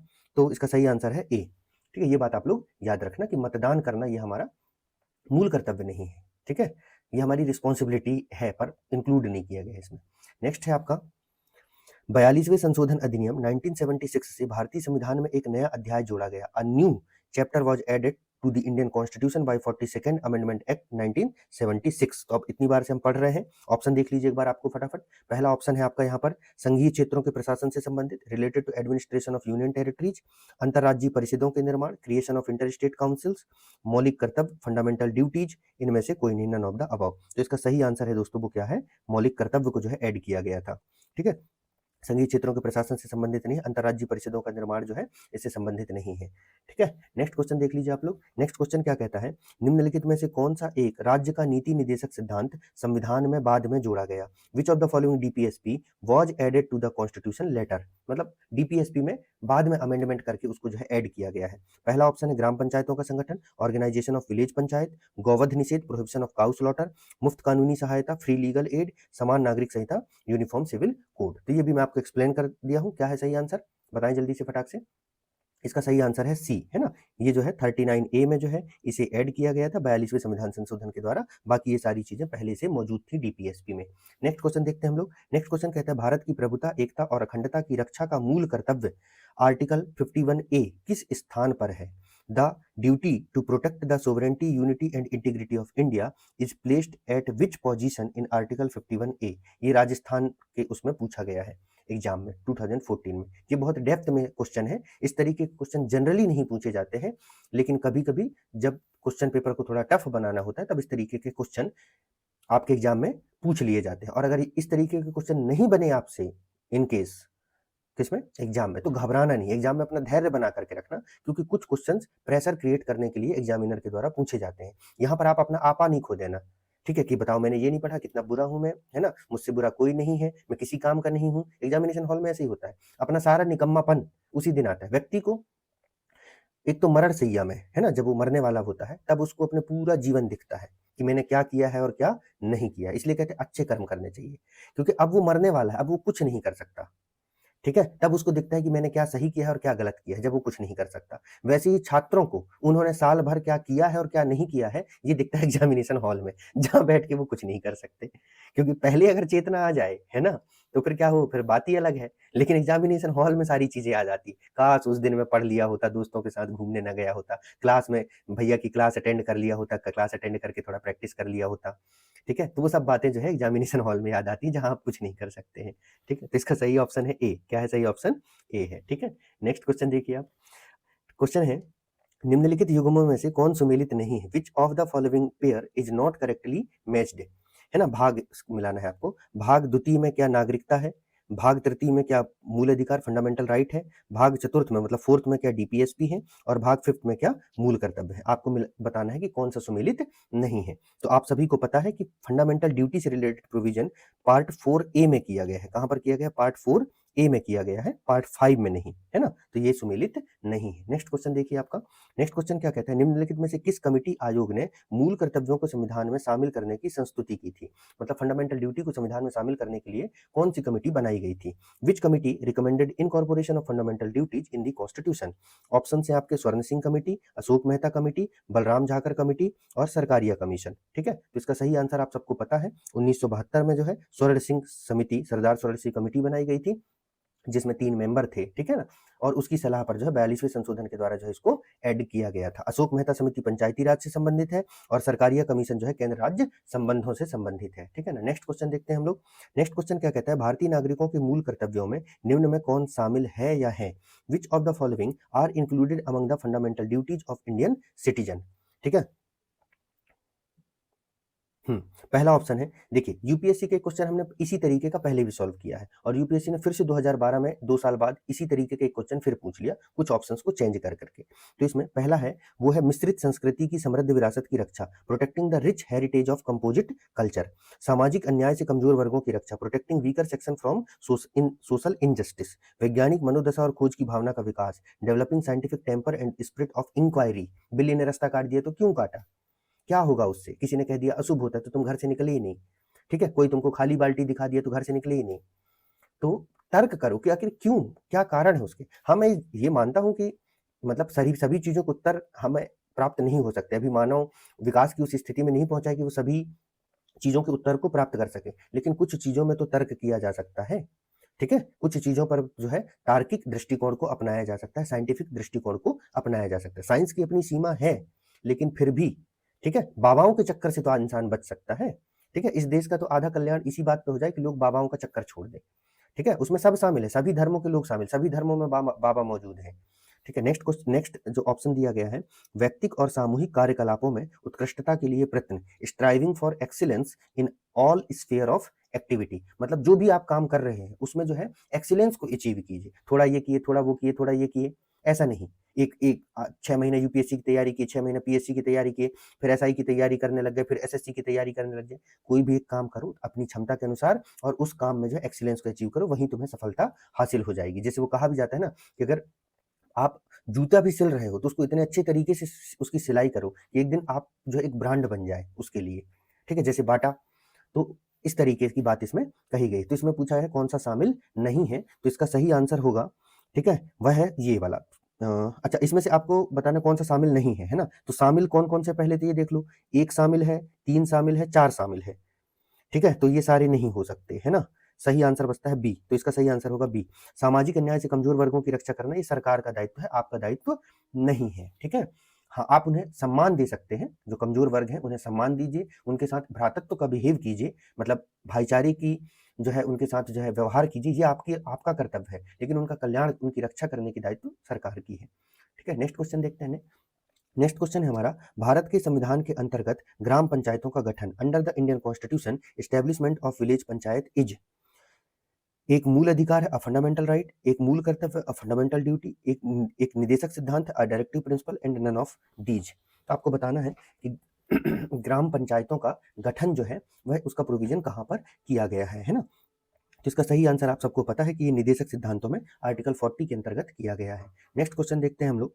नेक्स्ट क्वेश्चन कहता है, निम्न में से कौन सा तत्व तत्व भारतीय संविधान के भाग 4A मतलब मूल कर्तव्य में वर्णित नहीं है, ठीक है। Which of the following is not mentioned in part 4A of fundamental duties. पहला ऑप्शन है राष्ट्रीय ध्वज का आदर करना, respecting the national flag, Bharat के सभी लोगों में भाईचारा विकसित करना, promoting fraternity among people of India, अपने माता पिता और गुरुओं का आदर करना, रिस्पेक्टिंग पेरेंट एंड टीचर, हमारी समग्र संस्कृति की धरोहर की रक्षा करना, प्रिजर्विंग अवर कल्चरल हेरिटेज, ठीक है। अब आप सही आंसर बताइए, आपको मालूम है इसका आंसर, लेकिन आप ये देखिए क्वेश्चन का नेचर देखिए। आप इस तरीके के क्वेश्चन पूछने का जो ट्रेंड था वो यूपीएससी का था, किसका था, यूपीएससी का था। अब देखिए ये क्वेश्चन इस ट्रेंड को किसने फॉलो किया, फिर यूपीपीसीएस ने फॉलो किया। मतलब यूपीएससी के कुछ क्वेश्चंस के ट्रेंड को जो है वह स्टेट पीसीएस फॉलो करते हैं। तो एमसीक्यू और पीवाईक्यू लगाने का उद्देश्य यही होता है कि हम एग्जामिनर के माइंडसेट को समझें और हम देखें कि क्वेश्चन किस किस प्रकार से बनाए जा सकते हैं, ठीक है। इससे अच्छा टेस्ट सीरीज कुछ नहीं होता है दोस्तों, टेस्ट सीरीज लगाना है लेकिन सबसे पहले पीवाईक्यू लगाना है। ये बात आप लोग अपने जहन में बैठा लीजिए, पीवाईक्यू का बहुत ही महत्व है, उससे हम एग्जामिनर, रियल एग्जामिनर किस तरीके से क्वेश्चन बना सकते हैं इसका आइडिया हमें लगता है, हमें ये पता चलता है हमें क्या पढ़ना है और क्या नहीं पढ़ना है, ठीक है। तो भैया ये तो सारी चीजें हैं ही, हमें करना है ना, भाईचारा विकसित करना है लोगों के बीच में, और अपने माता पिता और गुरुओं का आदर करना ये फंडामेंटल ड्यूटी में शामिल नहीं किया गया। ये भारतीय संस्कृति का तो ऑलरेडी अभिन्न अंग रहा है। वो अलग बात है कि आज की जनरेशन इस बात को भूलती जा रही है ना। तो लेकिन इससे पहले की जो जनरेशन है तो उसके द्वारा जो है माता पिता का सम्मान और इनकी जो है हमने एक अलग ही पोजीशन बनाई हुई है। तो हम इनका जो है एक ईश्वर के समतुल्य माना जाता है, माता पिता और गुरुओं को धरती पर, धरा पर जो है ईश्वर के समतुल्य माना जाता है और ये होते भी है, ठीक है। चलिए नेक्स्ट देखते हैं हम। नेक्स्ट क्वेश्चन क्या कहता है, भारत के संविधान में अंतरराष्ट्रीय शांति और सुरक्षा की अभिवृद्धि का उल्लेख कहाँ है, where is the promotion of international peace and security mentioned in the constitution. Option है संविधान की उद्देशिका में, प्रियम्बल ऑफ कॉन्स्टिट्यूशन, राज्य की नीति निदेशक तत्व, in the DPSP, in the fundamental duties and 9th schedule. तो कहां पर जो है इसका उल्लेख किया गया है, तो भैया हमको पता है कि ये बात जो है राज्य की नीति निदेशक तत्वों में आर्टिकल 51 में की गई है। किसमें की गई है, आर्टिकल 51 में जो है की गई है, ये बात जो है किया गया है। अब देखिए आर्टिकल 51 अपन कितनी बार पढ़ते हैं पर, लेकिन यूपीएससी ने एक सिंपल सा क्वेश्चन पूछ लिया इस पर, है ना। नेक्स्ट क्वेश्चन देखते हैं हम, संवैधानिक सरकार से संबंध में सही कथन चुनिए, a constitutional government is one which, ठीक है। तो ये क्वेश्चन हम लोग जो है पहले फंडामेंटल राइट वाला जो एमसीक्यू सीरीज है वहां पर डिस्कस कर चुके हैं, ये यहाँ पर रिपीट हो गया, इसके लिए माफी चाहता हूं मैं। सही आंसर बता देता हूं, जो लोग इस क्लास से जुड़े हुए हैं वो इसका सही आंसर जो है वो है कि ओनली सेकेंड है, ठीक है। क्योंकि जो संवैधानिक सरकार का मतलब होता है ऐसी सरकार जो व्यक्तिगत स्वतंत्रता की रक्षा करे, ना कि राज्य की रक्षा करे, मतलब जो नागरिकों को बचाए ना कि मोदी जी को बचाए, ठीक है। नेक्स्ट क्वेश्चन देखते हैं, वो क्या है, निम्न कथनों पर विचार कीजिए, कंसीडर द फॉलोइंग स्टेटमेंट।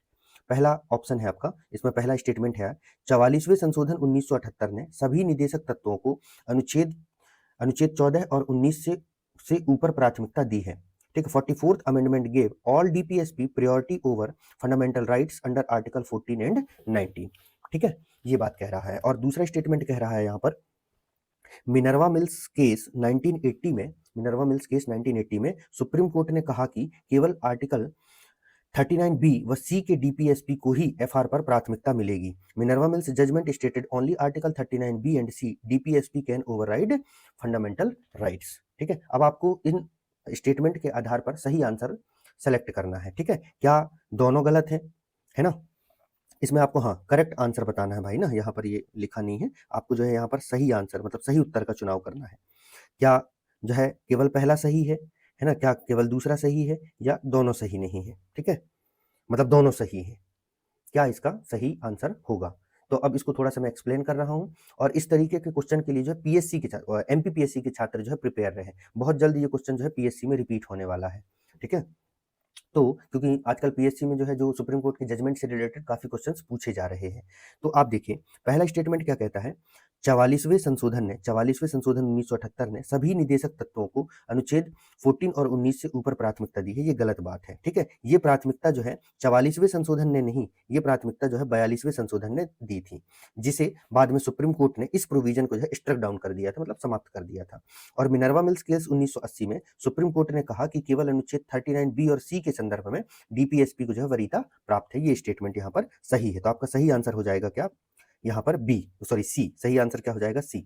अब ये सुप्रीम कोर्ट के केसेस से रिलेटेड है। ये जो क्वेश्चन बनाया गया है, ये क्वेश्चन बनाया गया है FR and DPSP, fundamental right और राज्य की नीति निदेशक के बीच में डिस्प्यूट से रिलेटेड। किससे रिलेटेड, डिस्प्यूट से रिलेटेड। थोड़ी सी इसकी कहानी सुन लीजिए आप लोग, क्योंकि बहुत सारे छात्रों को इसकी जानकारी नहीं होती, जिनको पता है फॉरवर्ड कर लेंगे, है ना।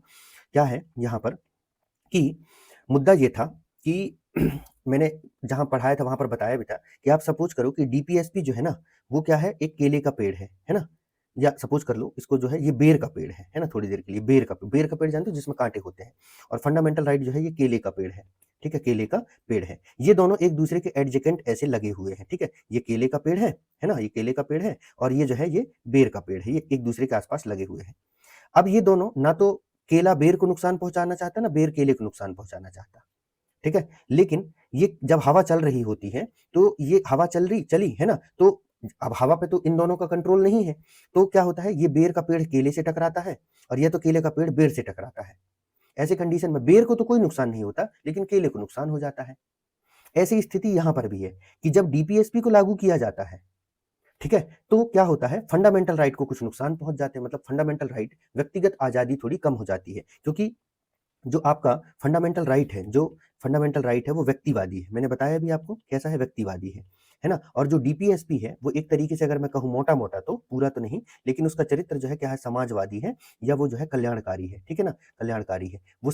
डीपीएसपी समाज का कल्याण करता है, किसका कल्याण करता है, समाज का कल्याण करता है। और फंडामेंटल राइट जो है वह किसका कल्याण करता है, व्यक्ति का कल्याण करता है।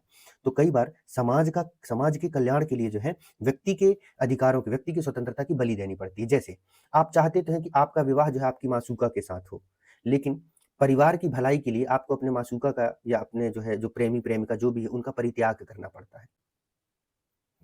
ठीक है, तो चलिए इसको समझ लीजिए आप लोग कि मतलब क्या है ये मुद्दा, क्या है मुद्दा। देखिए ऐसा है कि ये जो आपके क्या फंडामेंटल राइट है ना, फंडामेंटल राइट है वो क्या है, व्यक्तिवादी है। कैसे है, व्यक्तिवादी है, मतलब व्यक्ति का कल्याण करते हैं। और डीपीएसपी जो है समाजवादी है, मतलब समाज के कल्याण की बात करते हैं। तो हो क्या रहा था, फंडामेंटल राइट है ना, फंडामेंटल राइट और डीपीएसपी के बीच में जो है कंटिन्यूस जो है डिस्प्यूट हो रहा था। इस संदर्भ में क्या हुआ, इंदिरा गांधी ने तो पहले क्या किया, 25वां संविधान संशोधन किया और उन्होंने कह दिया डीपीएसपी जो है are greater than fundamental right. कुछ आर्टिकल्स, पूरे आर्टिकल्स नहीं। चलो ठीक है, इसके बाद में सुप्रीम कोर्ट में जो है वह कौन सा केस गया, केशवानंद केस गया। कौन सा केस गया, केशवानंद केस गया, केशवानंद भारती केस। तो केशवानंद भारती केस में आपको पता है कि सुप्रीम कोर्ट के द्वारा जो है बेसिक स्ट्रक्चर डॉक्ट्रिन दिया गया। क्या दिया गया, बेसिक स्ट्रक्चर, मूल ढांचे का सिद्धांत जो है प्रतिपादित किया गया। और मूल ढांचे के सिद्धांत के प्रतिपादन में जो है सुप्रीम कोर्ट ने क्या कहा, सुप्रीम कोर्ट ने जो 25th अमेंडमेंट था, 25वां संशोधन था, उसको जो है वह क्या कर दिया, वैध घोषित कर दिया। क्या घोषित कर दिया, वैध घोषित कर दिया। इंदिरा गांधी को लगा वाह ये तो बहुत अच्छी बात है। तो इंदिरा गांधी ने क्या किया, फिर जब उन्होंने 42वां संविधान संशोधन किया तो उन्होंने क्या किया, सारे डीपीएसपी के सारे आर्टिकल को जो है अविभावी बना दिया, किस पर, फंडामेंटल राइट पर। अब सुप्रीम कोर्ट ने कहा ये तो जो है हद हो गई, मतलब ये सुप्रीम कोर्ट के मूल ढांचे सिद्धांत का जो उल्लंघन है। तो फिर सुप्रीम कोर्ट ने क्या किया, 42nd अमेंडमेंट के इस प्रोविजन को, जिसमें सभी डीपीएसपी को मूल अधिकारों पर प्रभावी बना दिया गया था, मतलब मूल अधिकारी छोटे हैं और डीपीएसपी बड़े हैं, इसको जो है क्या कर दिया गया, स्ट्रक डाउन किया गया। और स्ट्रक डाउन किस केस में किया गया मिनर्वा मिल्स केस में। किस में किया गया, मिनर्वा मिल्स केस में जो है 1980 में। तो मिनर्वा मिल्स केस में क्या किया, सुप्रीम कोर्ट ने आर्टिकल 39 और सी को छोड़ करके बाकी के लिए कह दिया कि ऐसा नहीं है कि DPSP are greater than to fundamental right, मतलब डीपीएसपी बड़े हैं फंडामेंटल राइट से। और यहाँ पर सुप्रीम कोर्ट ने यह भी कहा कि जो फंडामेंटल राइट और डीपीएसपी ये एक दूसरे के समपूरक है, मतलब ये एक ही गाड़ी के दो पहिए हैं। ठीक है, ये अलग अलग नहीं है, क्योंकि बिना डीपीएसपी के फंडामेंटल राइट व्यर्थ है और बिना फंडामेंटल राइट के डीपीएसपी व्यर्थ है। ये एक दूसरे के जो है पूरक है। ठीक है, एक ही गाड़ी के दो पहिए जिनको साथ मिलकर के चलना पड़ेगा तभी गाड़ी आगे बढ़ेगी। ठीक है, तो इस तरीके का जजमेंट वो मिनर्वा मिल्स केस में आएगा। तो ये पूछा जा सकता है आपके मिनर्वा मिल्स केस का संबंध किससे है, आप लोग याद रखिएगा डीपीएसपी से, डीपीएसपी और मूल अधिकारों के विवाद से संबंधित है। ठीक है, नेक्स्ट क्वेश्चन देखते हैं हम लोग। नेक्स्ट क्वेश्चन क्या कहता है आपका, है ना, नेक्स्ट क्वेश्चन कहता है निम्नलिखित में से कौन एक राज्य के नीति निर्देशक सिद्धांतों का उद्देश्य नहीं है, which of the following is not an objective of directive principle of state policy, है ना। ऑप्शन है आपका, एक कल्याणकारी राज्य की स्थापना करना, to establish a welfare state, सामाजिक आर्थिक न्याय को सुनिश्चित करना, ठीक है, to ensure socio economic justice. Next है एक धार्मिक राज्य की स्थापना करना, to establish a theocratic state, एक धर्मनिरपेक्ष राज्य की स्थापना करना, to establish a secure state. कौन सा नीति निर्देशक सिद्धांतों का उद्देश्य नहीं है? देखो भाई, कल्याणकारी राज्य की स्थापना करना ये तो क्लियर है, सामाजिक आर्थिक न्याय को सुनिश्चित करना ये भी क्लियर है, बिल्कुल उद्देश्य है। एक धार्मिक राज्य की स्थापना करना, हम एक धर्मनिरपेक्ष राज्य है भाई, हमें कोई धार्मिक राज्य की स्थापना नहीं करनी है, तो ये हमारा आंसर है। और धर्मनिरपेक्ष राज्य की स्थापना करना, आर्टिकल 44 एक समान नागरिक संहिता इसी ओर इशारा करता है। नेक्स्ट क्वेश्चन देखते हैं हम लोग। नेक्स्ट क्वेश्चन क्या कहता है, राज्य के नीति निर्देशक सिद्धांतों के विषयों की पहचान कीजिए। Identify which of the following subject belong to DPSP. मद्य निषेध, prohibition of intoxicant drinks, factory एवं खानों में बाल श्रम निषेध, prohibition of child labour in factories and mines, बेगार अथवा बालात श्रम निषेध, prohibition of begar and forced labour, अस्पृश्यता निषेध, एबोलिशन ऑफ अनटचेबिलिटी। तो अब इसमें से इस कूट की मदद से हमको ये बताना है कि कौन कौन से डीपीएसपी है और कौन से डीपीएसपी नहीं है। तो हमें पता है मद्य निषेध डीपीएसपी है, फैक्ट्री एवं खानों में बाल श्रम निषेध फंडामेंटल राइट है, बेगार बलात् श्रम का निषेध फंडामेंटल राइट है, अस्पृश्यता निषेध ये भी फंडामेंटल राइट है। तो केवल एक ही है जो डीपीएसपी है। ऑप्शन दिख रहा है क्या? बिल्कुल सी, है ना, तो सही आंसर है। नेक्स्ट क्वेश्चन देखते हैं हम लोग। राज्य के नीति निर्देशक तत्वों के बारे में कथन, consider the following statement about DPSP. राज्य के नीति निर्देशक तत्वों के बारे में निम्न कथनों पर विचार कीजिए। पहला कथन है, ये तत्व देश के सामाजिक आर्थिक लोकतंत्र की व्याख्या करते हैं। They explain the socio economic democracy of India. ठीक है, इन तत्वों में शामिल प्रावधान न्यायालयों द्वारा प्रवर्तनीय है। These provision are not enforceable by court of law या कोर्ट। ठीक है, तो इसमें से आपको बताना है कि सही कौन से, सही उत्तर का जो है आपको क्या करना है, यहाँ पर चुनाव करना है। ठीक है, तो भैया क्या है सही उत्तर? क्या केवल एक सही है, केवल दो सही है, दोनों सही है, दोनों सही नहीं है? क्या है इसका सही आंसर? इसका सही आंसर है सी, ये दोनों बात डीपीएसपी के बारे में सही है। जब हम लोग डीपीएसपी का फीचर पढ़ते हैं तो ये दोनों प्रोविजन वहां पर देखते हैं, और अभी हमने क्वेश्चन भी सॉल्व किया है तो वहां पर देखे हैं। नेक्स्ट देखते हैं क्वेश्चन, वो क्या है, भारतीय संविधान का कौन सा अनुच्छेद भारत की विदेश नीति से संबंधित है? Which article of the constitution relate to India's foreign policy? ठीक है, आर्टिकल 380, आर्टिकल 312, आर्टिकल 60, आर्टिकल 51। तो कौन सा संबंधित है भाई? ठीक है, अब आपको पता है कि अभी हम लोग जो है डीपीएसपी और फंडामेंटल ड्यूटी से रिलेटेड टॉपिक सॉल्व कर रहे हैं, तो आप लोग सही आंसर लगा लोगे, लेकिन एग्जामिनेशन हॉल में चलो ये भी इसको अलग कर दोगे, क्योंकि आपको पता है कि राष्ट्रपति की जो है शपथ से संबंधित है। किससे संबंधित है? ओथ एंड अफर्मेशन से संबंधित है। चलो 312 भी हटा लोगे, क्योंकि इसमें संघ एवं राज्य के अधीन जो है सेवाएं हैं। ठीक है, मतलब लोक सेवा आयोग इनके संबंध में। अनुच्छेद 380 यहाँ हो सकता है कंफ्यूज हो जाओ, है ना, तो इसका सही आंसर 51 है। इसी में तो वसुधैव कुटुंबकम की बात की गई है, अंतरराष्ट्रीय शांति एवं सुरक्षा की, है ना, और इसी के तहत जो है हमारे यहाँ पर नेहरू जी ने जो है पंचशील डॉक्ट्रिन जो है वो बनाया था, है ना। फिर सब और भी अलग अलग सिद्धांत जो है, no first use, atomic energy के क्षेत्र में भी हमने, बॉम्ब के क्षेत्र में भी जो हमने वह क्या किया है, नो फर्स्ट यूज पॉलिसी को अपनाया है। नेक्स्ट देखिए आपका, हाँ सबसे इंपॉर्टेंट तो मैं आपको बता ही दिया, इसी के तहत जो यूपीएससी वाले ध्यान दे, पंचशील हो गया। पंचशील के बाद में जो हमने नाटो बनाया था, है ना, नाटो नहीं, सॉरी, देख रहे हैं, नाटो याद आ रहा है। ठीक है, मतलब नाम बनाया था, है ना, नाम, ठीक है, नाम ही बनाया ना, नॉन, इसका फुल फॉर्म याद नहीं कर पा रहा हूं मैं, बाकी आप लोग देख लीजिएगा, यही है। नेक्स्ट क्वेश्चन देखते हैं हम लोग, वो है राज्य की नीति के निर्देशक तत्व, डीपीएसपी इन दी कॉन्स्टिट्यूशन, है ना, विधायिका के कृत्यों पर निर्बंधन करते हैं, impose limitations on legislative action. कार्यपालिका के कृत्यों पर निर्बंधन करते हैं, impose limitations on executive action, है ना। तो अगर आपने फीचर्स अच्छे से पढ़े हैं डीपीएसपी के, तो इस क्वेश्चन को सॉल्व कर लेंगे। ऑप्शन है आपके only one, only two, both, none. क्या सही होगा भाई? ये जो दोनों बातें कही गई ना, अगली बार तैयार रहना, ये दोनों बातें जो फंडामेंटल राइट के संदर्भ में सही है, लेकिन डीपीएसपी से रिलेटेड सही नहीं है। फंडामेंटल राइट जो है वह विधायिका के कृत्यों पर निर्बंध करते हैं। आर्टिकल 13 याद कर लो, क्या कहता है, कोई भी ऐसी विधि, कानून, प्रथा जो मूल अधिकारों से असंगत है रद्द कर दिया जाएगा। कोई भी ऐसे कृत्य, आर्टिकल 12 याद कर लो, जिसके तहत राज्य को परिभाषित किया गया है, तो इसमें कार्यपालिका भी संबंधित है कि अगर ये लोगों के फंडामेंटल राइट का उल्लंघन करते हैं तो जो है इनके खिलाफ जो है रिट इशू किया जाएगा। ठीक है, तो ये दोनों जो है वह फंडामेंटल राइट से है। डीपीएसपी तो राज्य को सशक्त बनाता है। देखिए, आधार को लेकर के जो मुद्दा उठता है कि आधार डेटा जो है, आधार डेटा गवर्नमेंट के पास है। अब बैंकों के लिए, सिम कार्ड के लिए आधार डेटा को जो है मैंडेटरी बनाया जा रहा है, पैन कार्ड को आधार से लिंक करो।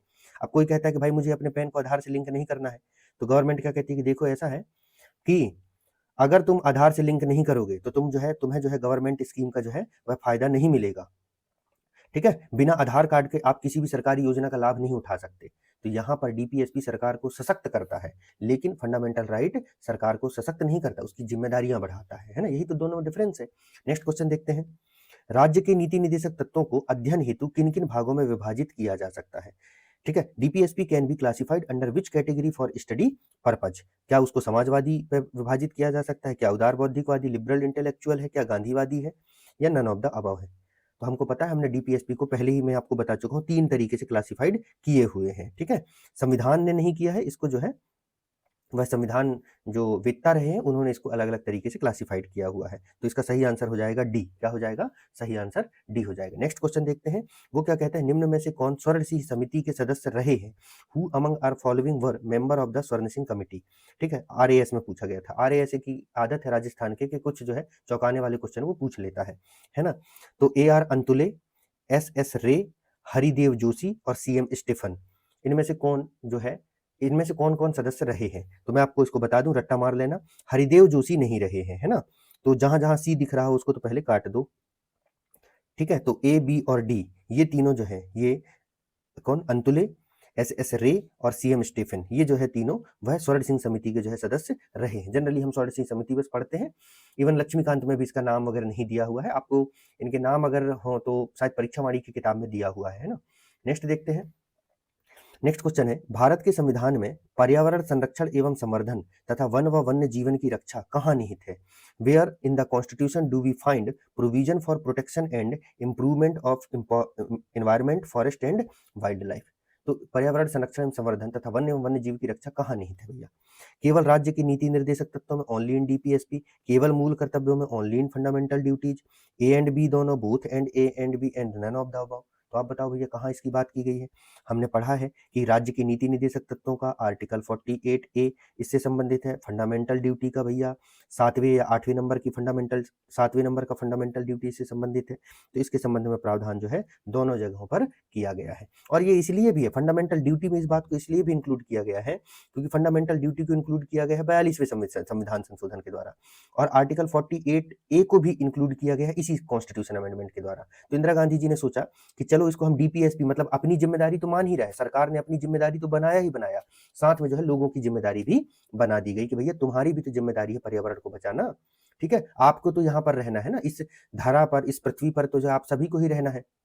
दिल्ली वासी दीपावली के समय पर ये भूल जाते हैं कि वो जो पटाखे जलाएंगे, है ना, तो उसका उसका भुगतान भी उन्हीं को करना पड़ेगा। ठीक है, तो हर चीज सरकार के ऊपर निर्भर रहने से अच्छा ये है कि कुछ जिम्मेदारी हम अपने आप की खुद की भी समझें कि कुछ जिम्मेदारियां हमारी भी, खुले में हम अपने कचरा ना फैलें, ना फेंकें।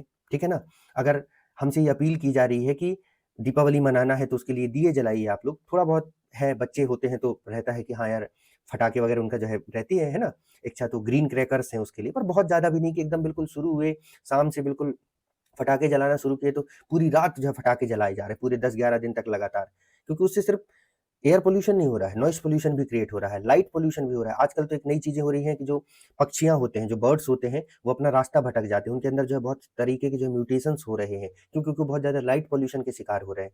तो इस पृथ्वी पर हम एकमात्र नहीं है ना, हमारे साथ प्रकृति की और भी क्रिएचर है, अदर भी क्रिएचर्स है, उनका भी तो हमें ध्यान में रखना है ना, क्योंकि अगर वो नहीं रहेंगे तो हम भी नहीं रह पाएंगे। यहाँ पर जो है ना को एग्जिस्टेंस है, हमारा सिंगल एग्जिस्टेंस नहीं है।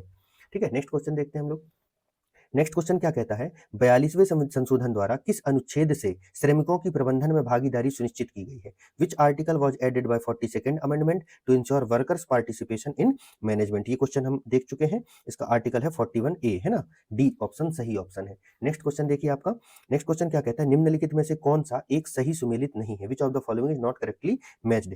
आर्टिकल 39A समान न्याय एवं निःशुल्क विधिक सहायता सही है। अनुच्छेद 40 ग्राम पंचायतों का संगठन ये भी सही है।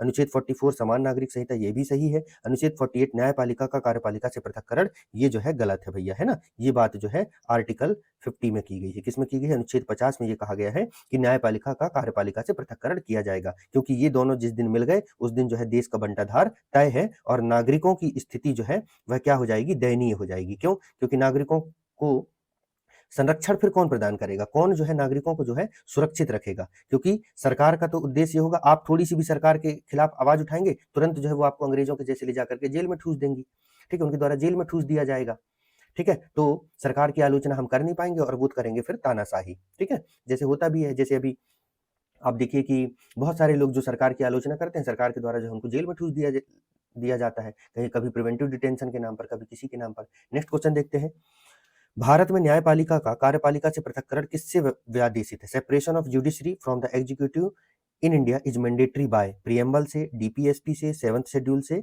कन्वेंशनल प्रैक्टिसेस से। तो अभी हमने देखा ये डीपीएसपी में बात की गई है। पुराना क्वेश्चन देखो, ये क्वेश्चन यूपीपीसीएस में पूछा गया है। यूपीपीसीएस ने क्या किया? इसको मैच दी फॉलोइंग में पूछा। ये क्वेश्चन जो है बाद में, ये क्वेश्चन पूछा गया 2020 में यूपीपीसीएस में, यही क्वेश्चन यूपीएससी में से मिलता जुलता क्वेश्चन 2020 में यूपीएससी में पूछा गया है ना। सारे एग्जामिनर एक दूसरे से इन्फ्लुएंस्ड है, इनके बीच में कोई मिली भगत है भाइयों, समझ के रहना। चलिए ठीक है, तो इस तरीके से जो है सारे क्वेश्चन इस टॉपिक से रिलेटेड कंप्लीट हो गए हैं, और अगर कुछ और क्वेश्चन होंगे तो वो भी हम लोग प्रैक्टिस कर लेंगे। तो इसके साथ ही जो है अब हम अपनी नेक्स्ट क्लास में किसी नए टॉपिक के साथ मिलेंगे। तब तक आप सभी लोगों का बहुत बहुत धन्यवाद दोस्तों, ठीक है। प्रज्ञान आईसीएस के यूट्यूब चैनल में जुड़ने के लिए आप सभी लोगों का बहुत बहुत धन्यवाद। बढ़िया मस्त रहिए, पढ़ते रहिए, तंदुरुस्त रहिए। जय हिंद।